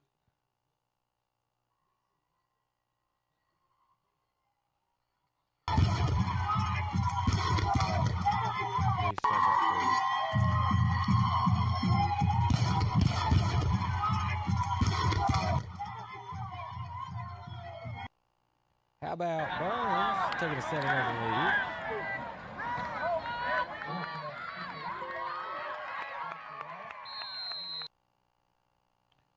Is Lincoln going up 7-0 at West Caldwell? They're up 49-0 right now, so we're going to see a lot of Lincoln highlights. Wide open in the end zone, touchdown.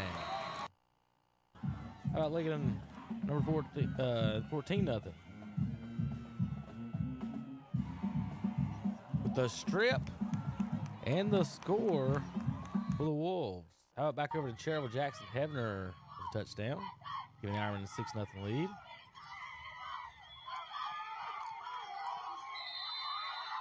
Touchdown, Jackson Hebner. All right, over to South Point. This is the Red Raiders going up 7-0. I've heard the fullback has been hard to stop tonight, and someone said give him the ball till his tongue drops out. This is the Bulldogs going up 14-0 up at Thomas Jefferson.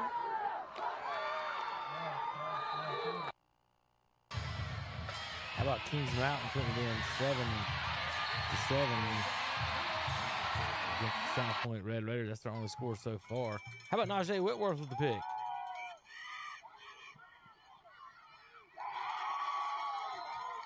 Whitworth with the jumping pick on the other side of the field there. Lincoln's number 3 scores again. That might be Boss. We'll get his name here in a minute. But he gone. Wolves make it 28-0 on this defensive play. Fumble! Number 5 with a scoop and the score. 20-0 over West Caldwell. It's a big sack from the Burns Bulldogs. Let's see what happens here. Big play there for Burns. Oh, the Bulldogs, the touchdown on the defense. Number 6 on that score. Cherville recovering a fumble inside their own 10, which would lead to a score with Justin Harris from 1 yard out.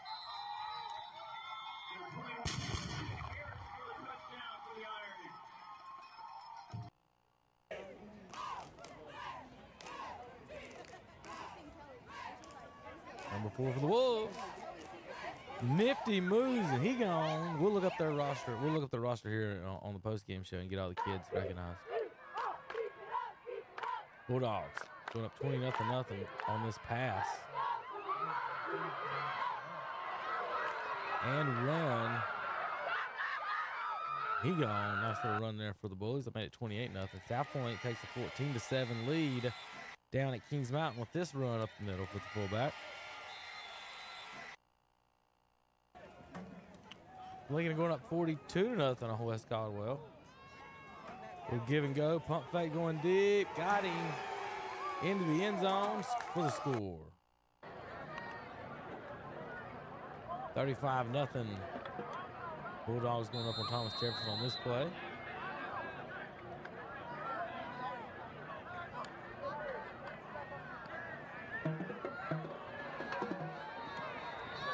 Open down the inside of the line.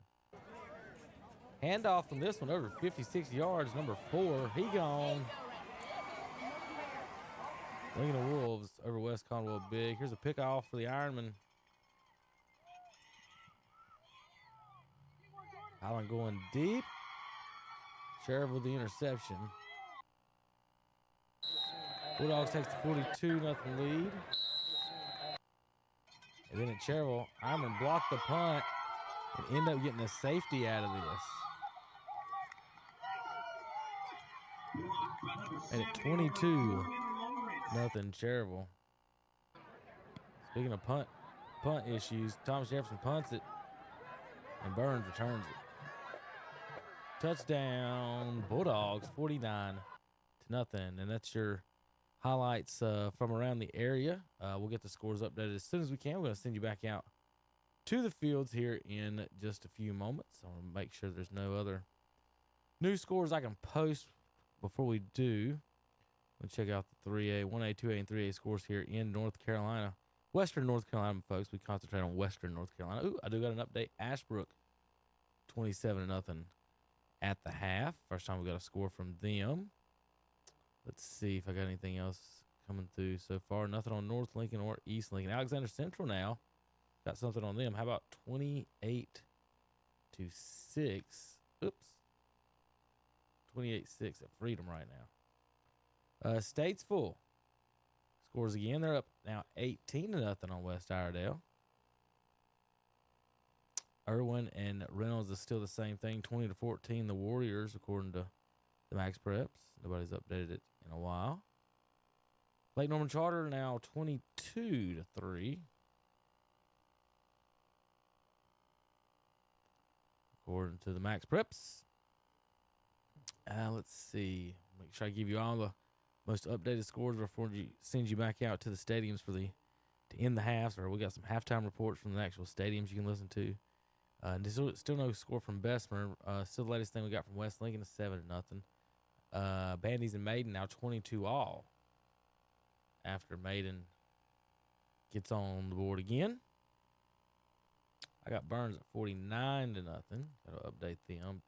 Burns, Lincoln, and Crest all on our broadcast should start the second half with running clocks. So our broadcast should go pretty fast in the second half of that. We'll probably end up with Cherryville and then some live action probably from over at Kings Mountain South Point near the end of that game when it gets heated near the end of that game. So in the second half, we got all the blowouts, guys. We're going to jump around for a few minutes, mostly concentrate on that Cherryville game. It's closer than all the other broadcasts, so we'll probably concentrate the most there, but I will put you over on the Kings Mountain game here in just a few minutes as well, the South Point Kings Mountain game for the second half, because that's going to be a lot closer than the rest of them probably.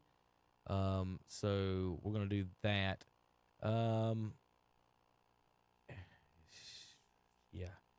Let's see if we got any more scores over here in the 1As before I get out of here. Still no North Lincoln, East Lincoln scores, or Bessemer City scores.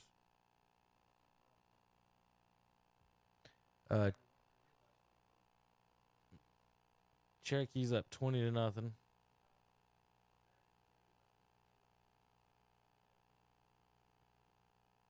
Mount Pleasant 22-7.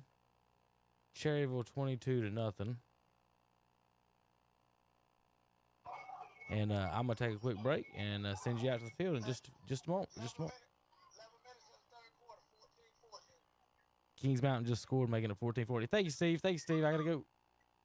14-14. Kings Mountain just scored to start the third quarter.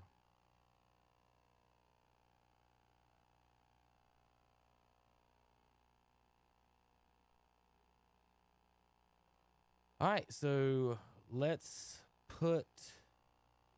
We'll give you back out to one of these games. We're going to start out in Lincoln County, see where they're at. You can listen to them for just a few minutes and update on Lincoln again. That's the sound of a day. Well, they're on a break. Let's try Cherryville. And no money down with approved credit for qualified. Go Red Max. Nope, everybody on a break. What about over at Kings Mountain? They just scored, so they got to be playing over there. So let's shoot over there for you guys real quick. Hey, this is Kings Mountain and South Point.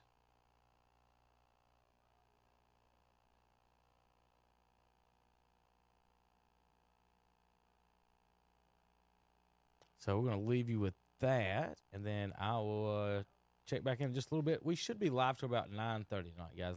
Live to about 9:30 on the Red Zone. Off tackle, like blast, dive, belly, whatever you want to call it.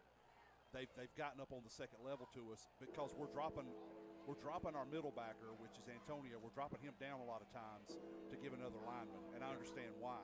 But that puts us a little weak, and they're getting up to us there on the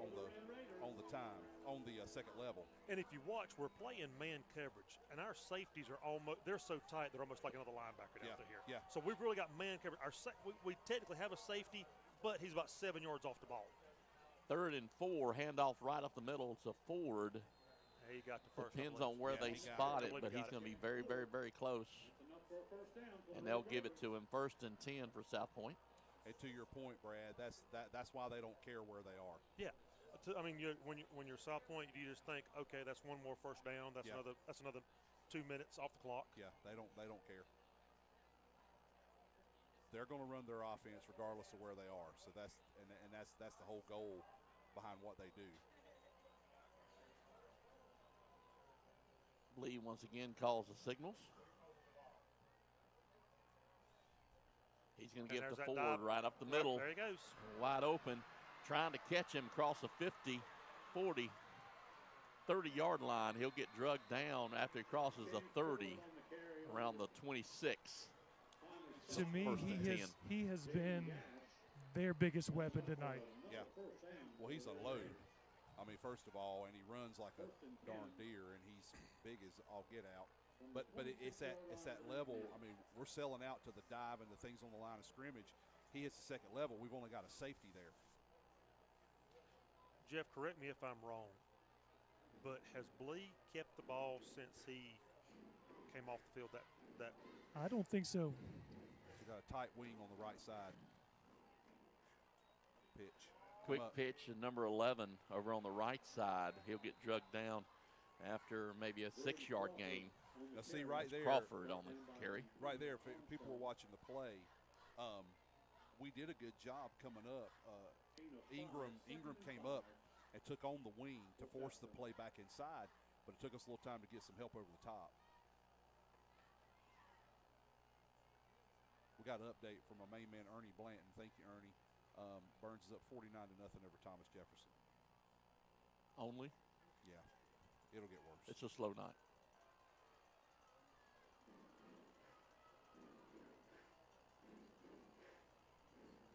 Lee looks at the sidelines. Dive. Hands the ball right up the middle. 7, the ball carrier. That's a Ledford. That's the first time I've seen him carry the ball tonight. Sophomore. Just had to give the big guy a break for one play. Yeah. Brings up a 3rd down. 3rd down and 3.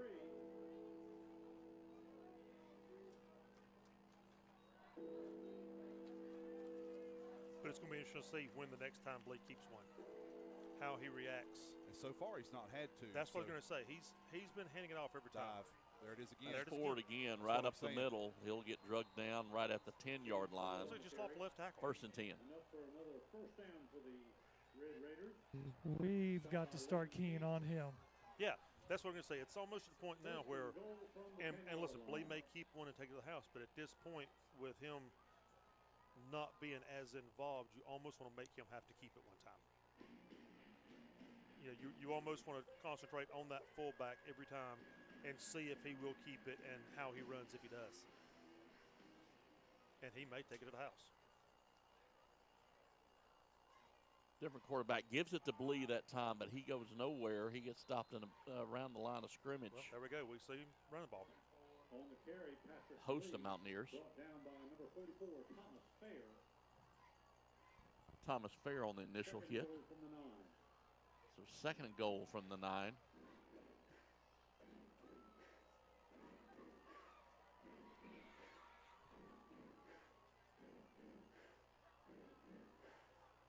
Mountaineer band did a great job at halftime, along with the 8th grade band that joined them.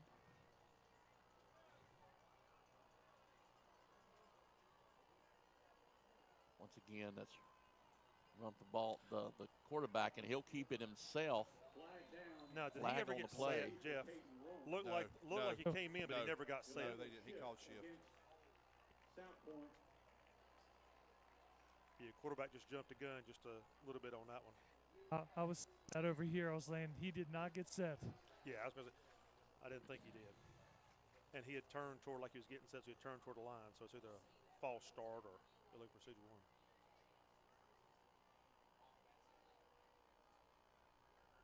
Second down and goal from the 14-yard line.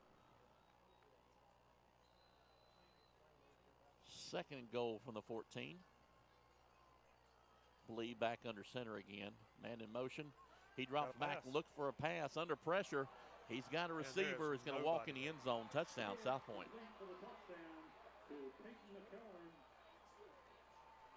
Beginning to feel like whoever has the ball last has got the shot of winning this game. That was too easy. That whole drive, was to, you get them back on the 10-yard line, and they just go 90 yards on you.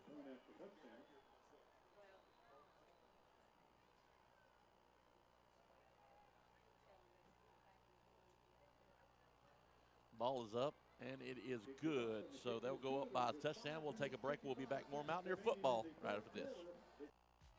KMHS Sports. That is being third down now. They've realized that this Cherville defense is a little tougher now than they may have anticipated. Still in their tight formation, motion.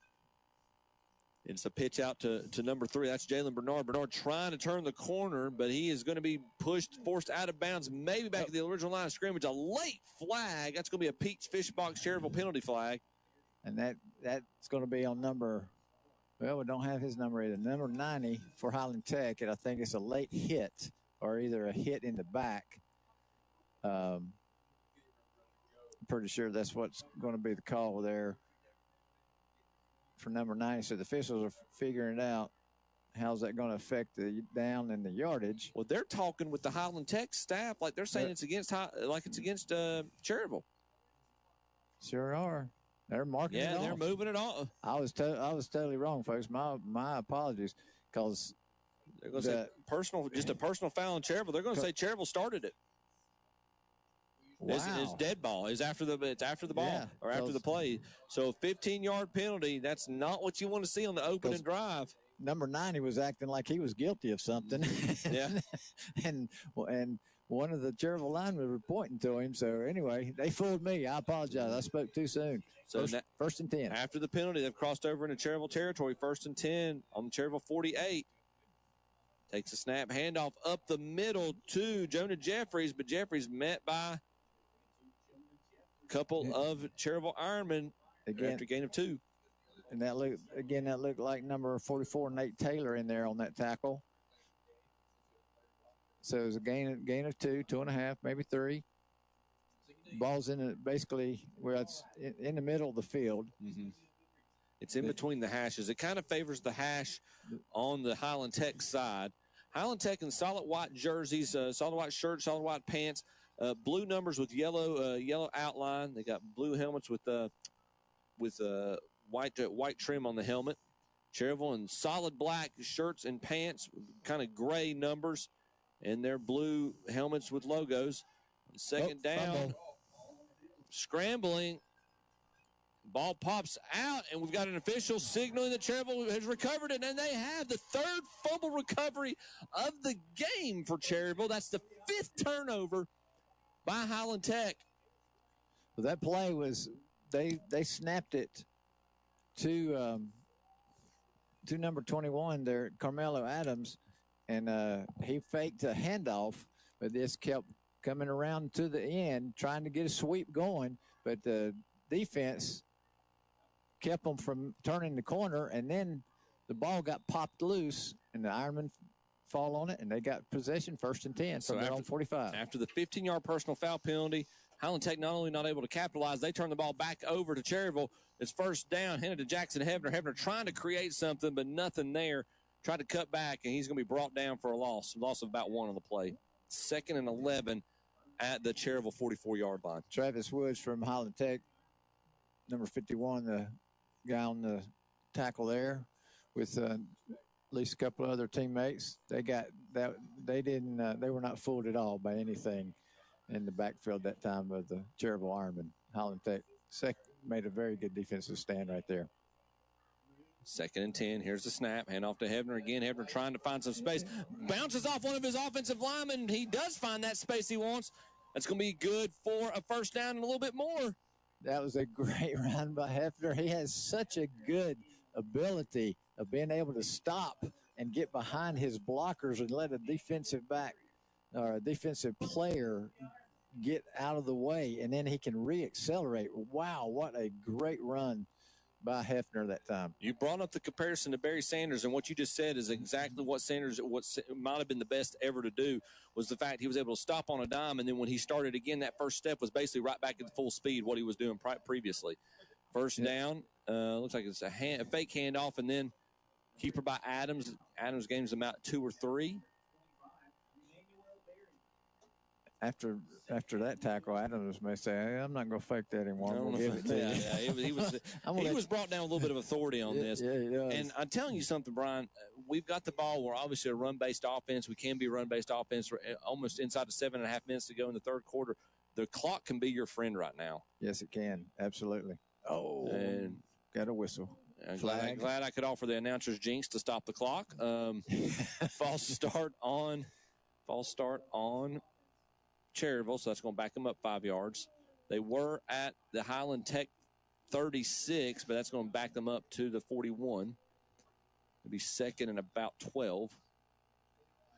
Cherryville lining up with twins right and single receiver to the left. This is this is a base formation for them. And they obviously, I guess the point I was making previously, they obviously want to score, Brian, but the big thing they want is to take time off the clock, I think, or one of the big things, I think. Oh, absolutely. Handoff from Adams to Hefner. Hefner, again, finds a little bit of breathing room. He's wrapped up and rolled down after a gain of about 5. Stay in bounds and run the clock. That's it, yeah. And I like what they're doing right now. They're keeping the ball in bounds. If they break outside the hashes or they break outside the tackle to try to get a little bit of extra yardage, they're sliding down or starting to go down before they ever get to the sideline. Just let that clock keep running. Right. They could really shorten this game. So now it's third, and we'll call it about 7. Hand off to Hefner. Hefner, again, slips one tackle, but this time he's going to be met by several other Highland Tech Rams, so he's going to be brought down short of the first down marker. Whoa, we got a little rough house going on in the secondary of Highland Tech, and flags are flying. I'm assuming we're probably going to get offsetting penalties here in this situation. As Pete's Fishbox penalty flag thrown, but I'm betting we're going to have offsetting personal foul penalties on both teams. Most likely. Got a little chippy there after the play. Yeah, and not even where the tackle took place. No, the tackle was about 5-8 yards up the field, and in fact. Jackson Hefner was a little bit slow getting up, but he got up, and he's doing fine. But now the officials are trying to figure out what's going on with the penalties and with who was doing what. Find out who the accused are and who the guilty are. I'm assuming this will be a dead ball penalty, so it'll be the play will stand. Because it looks like nothing. This all happened after Hefner was tackled. Right. And the down marker says 4th down. See what we got. The official referee is explaining it now to each coach. So a dead ball, unsportsmanlike on Cherryville, and a dead ball, unsportsmanlike on Highland Tech. And so those will offset. It's after the play, so 4th down. So Adams is he's going to be lined up like he always is. And Hefner's back there with him. We'll see if he punts this or if he indeed going to run a play. You're deep enough in their territory at this point. Or I try to see the hard count if you can get them to jump, and I think he did. It could be wait a minute. First no, yeah, they're going to say it's offsides on Highland Tech. If that's not a first down, Brian, it's going to be awfully close. It makes this 4th down conversion a whole lot more realistic. I believe that's first down. And that looks like a first down to me. Yeah, because they're not moving it. No, they're going to say 4th and about inch. Now they want to measure it. Yeah.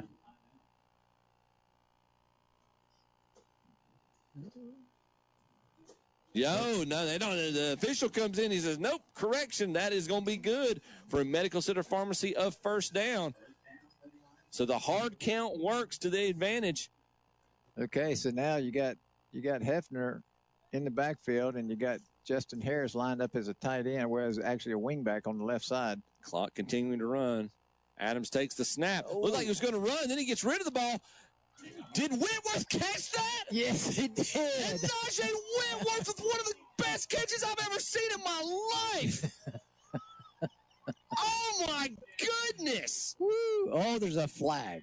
Oh, we've got a Pete's Fishbox penalty flag on that, and it looks like it's on Cherryville. Jordan Lawrence is beside himself, and I don't know if he's the guilty. Ineligible receiver downfield. And that may have, I don't know if that's him or one of his teammates, but they're hating that. Hurts all over. Oh, my gosh. It was a good throw by Adams, but it was even a better catch by Whitworth. I'm still proud that I was in person to watch that catch, Brian. I mean, Anaje Whitworth caught that with one hand, falling down, getting mugged, and giving a piggyback ride to the Bessemer City, to the Highland Tech defender that was on him. That was amazing to watch. Instead, we're first and long, and hand off to Jackson Hefner. Hefner trying to stretch the play out. He's going to be brought down for little to no gain. Okay. The offense has got to allow that play. It's done. It's gone. It's over with. Don't absorb that. Don't worry about it. Let's go from where we are, and let's make another memory here. Yeah.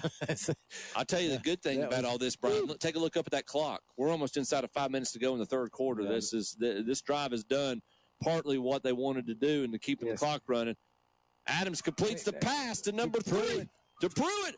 Pruitt tries to skip one last defender, but he's brought down. But it's going to be good for Medical Center Pharmacy. A chair of a first down. I don't see a flag. Don't see any laundry. Keep that yellow in your pockets. That's right. Great. Again, a good route, a good pass, and a good catch. Paxton Pruitt there on an out route, 10 to 12-yard out route. And, man, Adams put that right in his breadbasket. That was a nicely executed play. So it's first and goal now. I love these designs because they're making the defense look like Adams, like he's going to run the ball. So they start closing in on him, and then he just gets he just tosses it out. Handoff here on first and goal to Hebner. Hebner trying to stretch it to the outside, but this time they are. I would say, at this point in this drive, it's fair to say that the halftime adjustment that Highland Tech made is do not let Jackson Hebner score again. I'm going to tell you what, Chase Goins and Whitworth right there doing a heck of a job blocking on these defensive backs out there, allowing Hefner to get around the corner. That was excellent work. Second and goal. Adams takes the snap, and I bet that's going to be a false start right there. It looked like somebody might have jumped on Cherryville's side.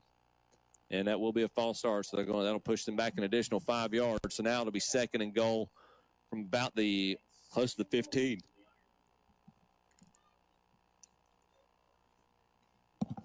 They mark it right at the 15. So second and goal at the 15. But I mean, at this point, Brian, I think it'd be 4-down territory. Yeah, unless you just trust somebody to kick a field goal.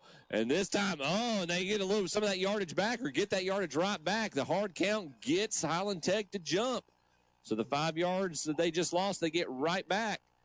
So it'll be second and goal at the 10. I might try to do that again, Brian. See if you get him to jump, get it back to the 5. I'm surprised that we got 4 minutes left to go in the third quarter, and the hard count is still working. Mm-hmm. And for both teams, actually, because we've been guilty on defense as well. And but, man, this is going to benefit the Ironman here. Hand off to Hebner. Hebner trying to find some daylight to get to the end zone. He gained of about 4 as he's brought down. That's going to make it third and goal at either about the 6 or 7. Good run by Hefner. Again, offensive line doing a good job. They're giving Hefner just enough crease to get through there, and that's all he needs. You've heard the term quarterback spy. You're familiar with the concept of quarterback spy. I think the halftime adjustment that Highland Tech made is they've got 3 running back spies on Hefner because he's been accompanied every time. Pass by Adams, brought in by Whitworth, maybe. The Highland Tech defender was right there as well. He and Carmelo Adams are fighting over the football. They're going to say that he came down with it, so it's going to be fourth and goal at about the 4-yard line. It's a great catch by Whitworth, great effort. Adams was trying to throw him a back shoulder pass and just didn't lead Whitworth. And Whitworth basically kind of, instead of being on his back shoulder, it was front shoulder right there, the defender. But Whitworth was able to hang on to it. Great concentration on Whitworth. Yes, and great athleticism with the leap on it as well. So here we go, fourth and goal. Hand off to Justin Harris. They're going to flip it to a reverse to Hebner. Hebner's got the corner, and he scores! Touchdown, Cherryville. Wow. My goodness. Hefner came all the way from the slot position on the left side and all the way around to the right, and they just tossed him the ball, and there he went. They used thunder and lightning to complement each other there. Gave it to Harris on the short yardage situation to make the defense key in on him. And then he tosses it over to Hebner. Hebner picks up a head of steam running across the field, had one defender to beat, and as soon as he made contact, he basically just leaned into the end zone for the touchdown. They try for the two-point conversion. Bad snap. Smith jumps on it, loses it. Highland Tech gets on the loose ball. Two-point conversion is no good. We look at the No Malarkey Mr. Sparky scoreboard. 2:19 to go in the third quarter. Cherryville adds to their lead. They're up on Highland Tech 28-0. You're listening to Cherryville Ironman Football on 92.9 WCSL 1590 AM, brought to you by Bug Busters of Lincolnton. Thomas Jefferson in this half. Ball's up to right at midfield. Yeah, gave him 11 yards on that, so good run.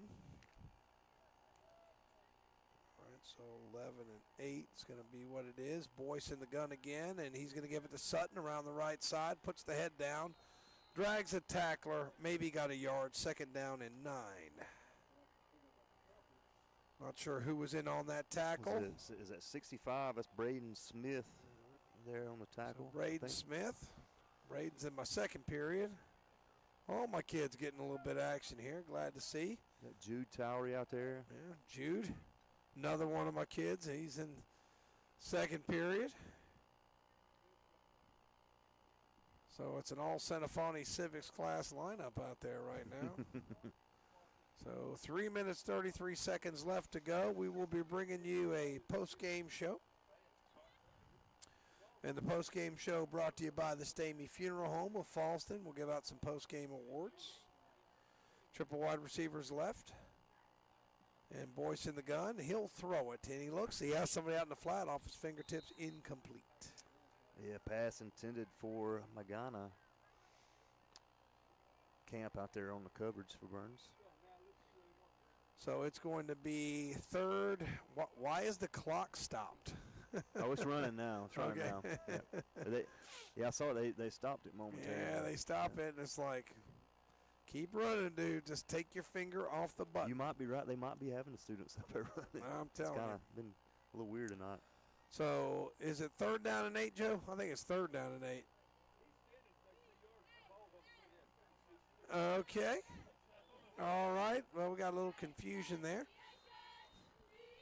Yeah, I think timeout. And it's going to be a Putnam Distributors timeout. We'll be right back. Bug Busters of Lincolnton. And when the clock is already running, 13 seconds have gone on. Blankenship with a quick pass over the middle, trying to do, that looked like a screen pass, but the receiver was past the lineman. That was interesting.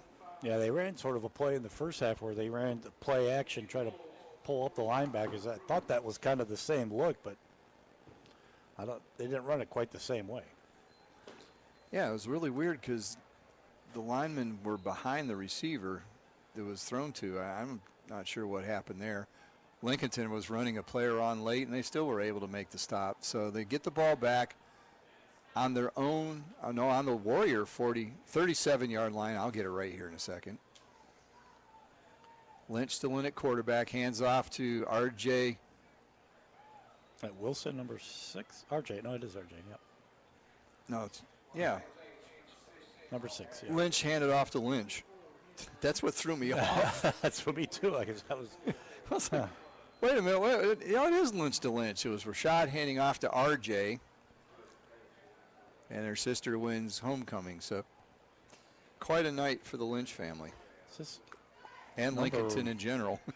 45 coming in at quarterback? 45. Can you have that number? Peyton Grooms. 9th grader. That's a...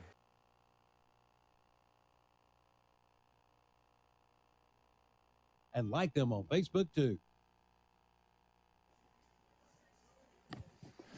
Welcome back to Rudersville Stadium. Clock running down. Yeah, so it looks like we just got a I don't know if they've agreed to running clock at a certain margin of lead or whatnot, but it's been running basically ever since the kickoff of this drive. There's a handoff on second and short. That's to Carmel Adams, and he's going to be brought down by a host of Cherryville Ironmen. Loss of one. That was Elijah Proctor, one of the main guys there, and I believe Amir Starr was in there a little bit, but Elijah Proctor was the first guy to get to him, and they did. I mean, they picked up a few yards. It's third down, but good job by the left side of that defense. So 3rd and 3. They've just crossed in. They're barely in. It looks like this will be the last play of the third quarter. Yeah. Highland Tech's walking back to their sideline. So is Cherryville. As we look at the No Malarkey Mr. Sparky scoreboard, we head to quarter number 4. It's all Ironman. They lead Highland Tech 28-0. You're listening to Cherryville Ironman football on 92.9 WCSL, 1590 AM, brought to you by Bug Busters of Lincoln.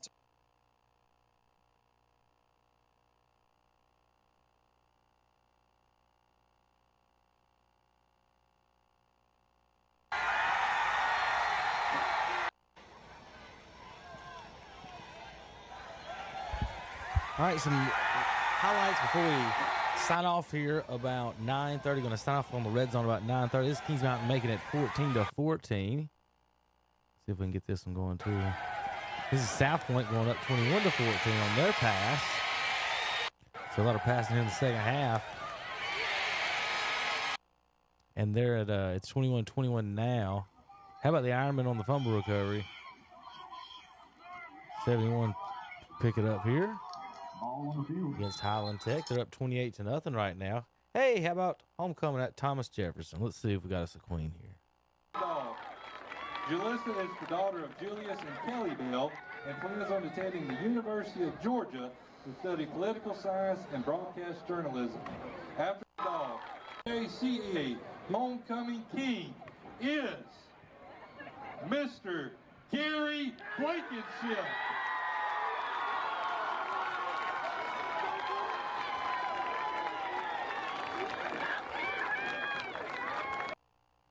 There's some homecoming queens and kings from Thomas Jefferson.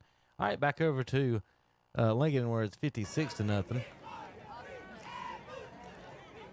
And if there was a hole in this game, Lincoln ran through it and kept on going. Hey, 21-21 over Kings Mountain ties the game on this hard run for the Mountaineers.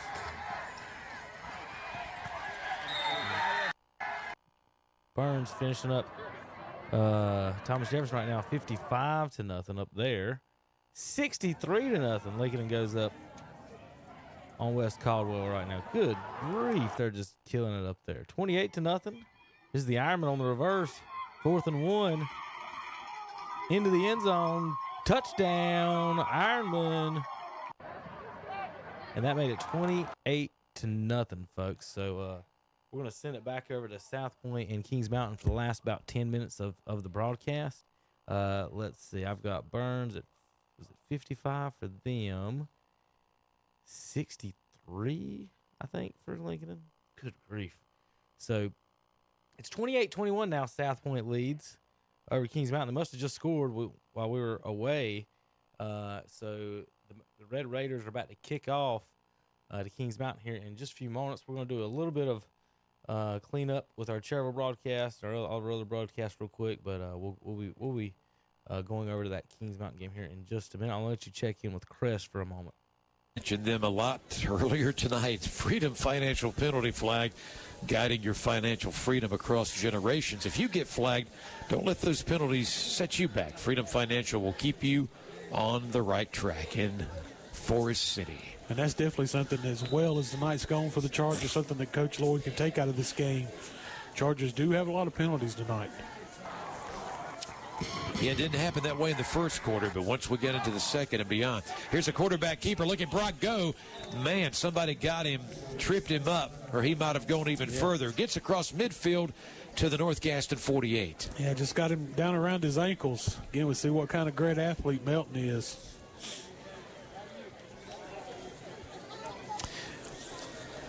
And remember, another thing that's helping move this game along now is... Looks like they are going to get it.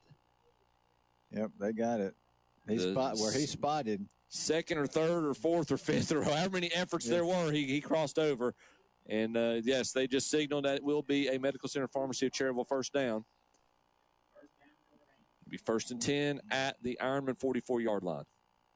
Now, I know within those defensive players' heart, they would love they want the shutout. More. They love nothing more than having zeros up on that They want that zero to stay there. So that's so right now they're facing 1st and 10 again, and so let's see what they can do. See if they can bow their neck, and like they did earlier, man. They did that very well in that first half. Let's see what they can do here. Wingtip formation set up. First down. Handoff up the middle. Met almost as soon as he got the handoff. He was able to drag the defenders for a gain of 1 on the play, so it'll be 2nd and 9. No, they're gonna spot the ball down at the original line of scrimmage, so no gain. The yardage, they just moved. I was about to say the yardage, the down stick had not noticed that, but yeah, no gain. 2nd and 10. The Cherryville 44-yard line. And they're staying in their tight formation. And number 4. I think it's a tall order at this point to try to put 4 touchdowns on the board unless they would need a lot of help from Cherryville right now, and I don't think this offense is equipped to. And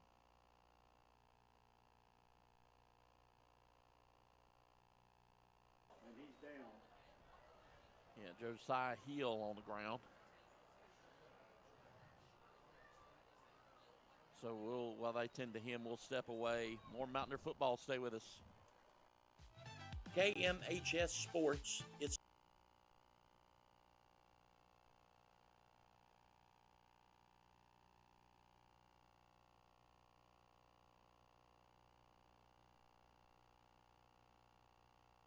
We've been so accurate on our predictions this evening, Brian. We've not been batting 1,000 by any stretch of the imagination. I think we have offsetting penalties here. Yes, okay. We got the official pointing to both sides. We got a personal foul face mask on Cherryville. We've got a holding on Highland Tech. So those penalties, I called both of those. Thank you very much. I just didn't know which it was, and it ended up being both. So those penalties will offset. So, hey, that was a lot of fun. That down was a lot of fun. Let's just do it all over again.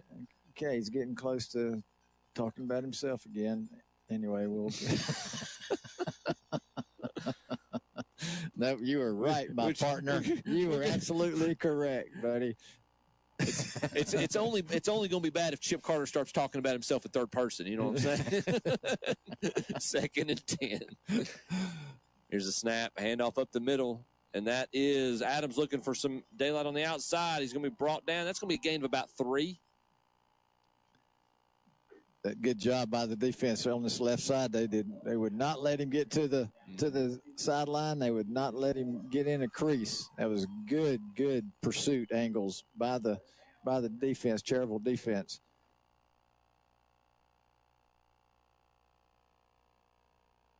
$12-0 in the Big South. Tuesday they beat South Point 3-0. Thursday beat Stuart Kramer 3-0. Then this coming Monday they got North Gaston at home, and then Tuesday Crest at home to finish out their regular season.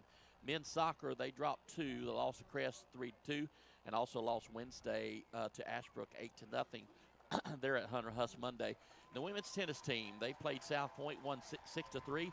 Also competed in the conference tournament that was held here at Kings Mountain, and they have clinched the Big South Championship for women's tennis. So there you go. Congratulations to those ladies. I told them everything I know. My best shot was called the moon because it looked like that's what I was swinging for. So you're saying the whole practice lasted, what, 3-4 seconds? Yeah, it wasn't long. Couldn't get many people want to play with me.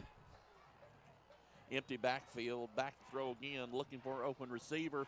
And finds one down the stream, just incomplete. And brings up a 4th down. And I'm sure Coach Herron's not thrilled about turning the ball back over to him right here after they put 7 on the board. Well, somehow we've got to come up with a stop. Something we have not done in a while. Lance Johnson back to punt again. standing around his 11-yard line. Be a nice time for a turnover. Crawford deep to receive for South Point. It'll roll out of bounds around the 40. Well, they're going to get a little bit better than I did. They're going to say the 36. No, he walks back. He's going to walk back now. Yeah, about to the 39, which is where I thought it would be. 1st and 10 for South Point. Again, the winning ticket for the 50-50 pot, 8-1-0. And, you know, I know it's all for early for this, but if South Point goes down through here, takes 5-6 minutes off like they've been doing and scores, that could go a long way to sealing this. That was us. Calls Kings Mountain 5 yards. And I say that just to say how important this stop is. 2nd and 5.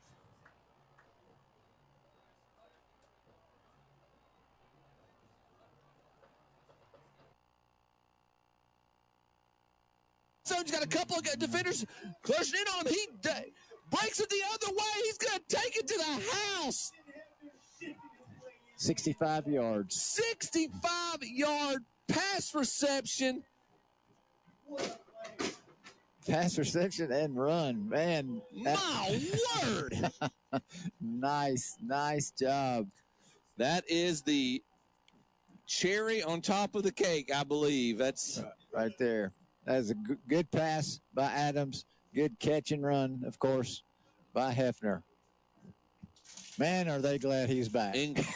What he is able to do, he refuses to stop at the initial point of contact and just keeps going. He's so difficult to bring down. They go for a 2-point conversion, hand off to Harris. Harris trying to pound his way in, but Highland Tech's not going to let him do it. He's going to be stopped short of the goal line, so 2-point conversion is no good. But as we look at the No Malarkey Mr. Sparky scoreboard, I believe it's safe to say that Cherryville now has put points on the board in every quarter of this game. 6:32 remaining in the game. Ironman lead Highland Tech 34-0. You're listening to 92.9 WCSL 1590 AM. This is Cherryville Ironman football, brought to you by Bug Busters of Lincolnton.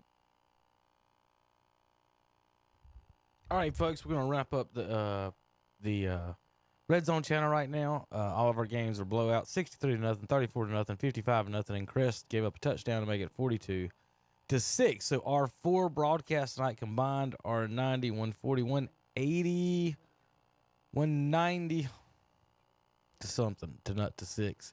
I'm gonna shoot you back over to South Point Kings Mountain and give you about 5 minutes of that, folks. I'm gonna give you about 5 minutes of that, or until the next break. Their video froze up for a few minutes. We're going to send it back to you for just a few minutes of that. Red Zone channel here, Kings Mountain and South Point. The Red Raiders lead 28-21. Because they're so close. If you look, the fullback's only 4 yards deep.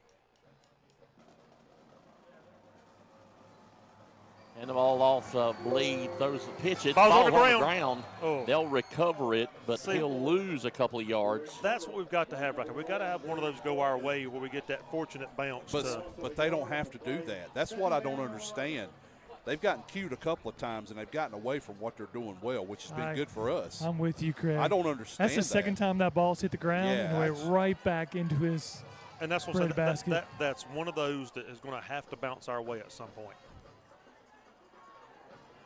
Or maybe it doesn't have to, but I'd sure like for it to.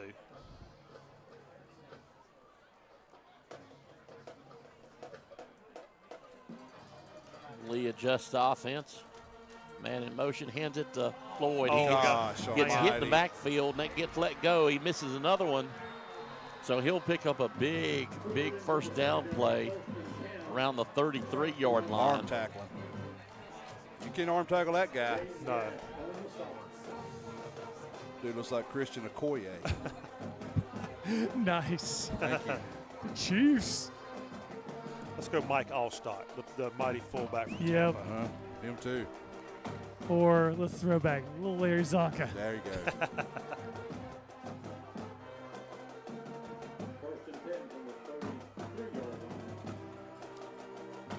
And the ball off, gets hit immediately at the line of scrimmage. No yards. Stop by number 58, Mackay Borders. Borders on the stop for the Mountaineers. No gain. 2nd and 10. 2nd and 10.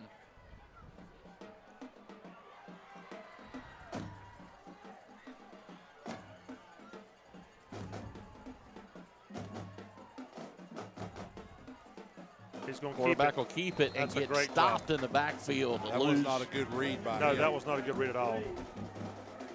And I don't. Yeah, you had Odoms and Lipscomb both on him on the backfield on that one. I also don't like the spot the official just gave us Yeah, there. he was a yard or two behind that. He must be from Gaston County. I will say it's impressive when we are halfway through the fourth quarter, we say you made a bad Sorry, read. Brad. How is it they only lost a yard on that play? Because they give it, they spot it where his progress was stopped. Well, not where he's put down, which I don't necessarily agree with. He's got a keeper, and then we're pitch on the nobody on the pitch. Nobody on the edge. All the way pulled up around the 25-yard line. But once again, they set up 4th and 1.5 here. Yeah. You know, you give yourself a chance, and now Lipscomb's down. You know, back around the 42. So 4th and 1. man, we hadn't cramped all year, and tonight we are cramping.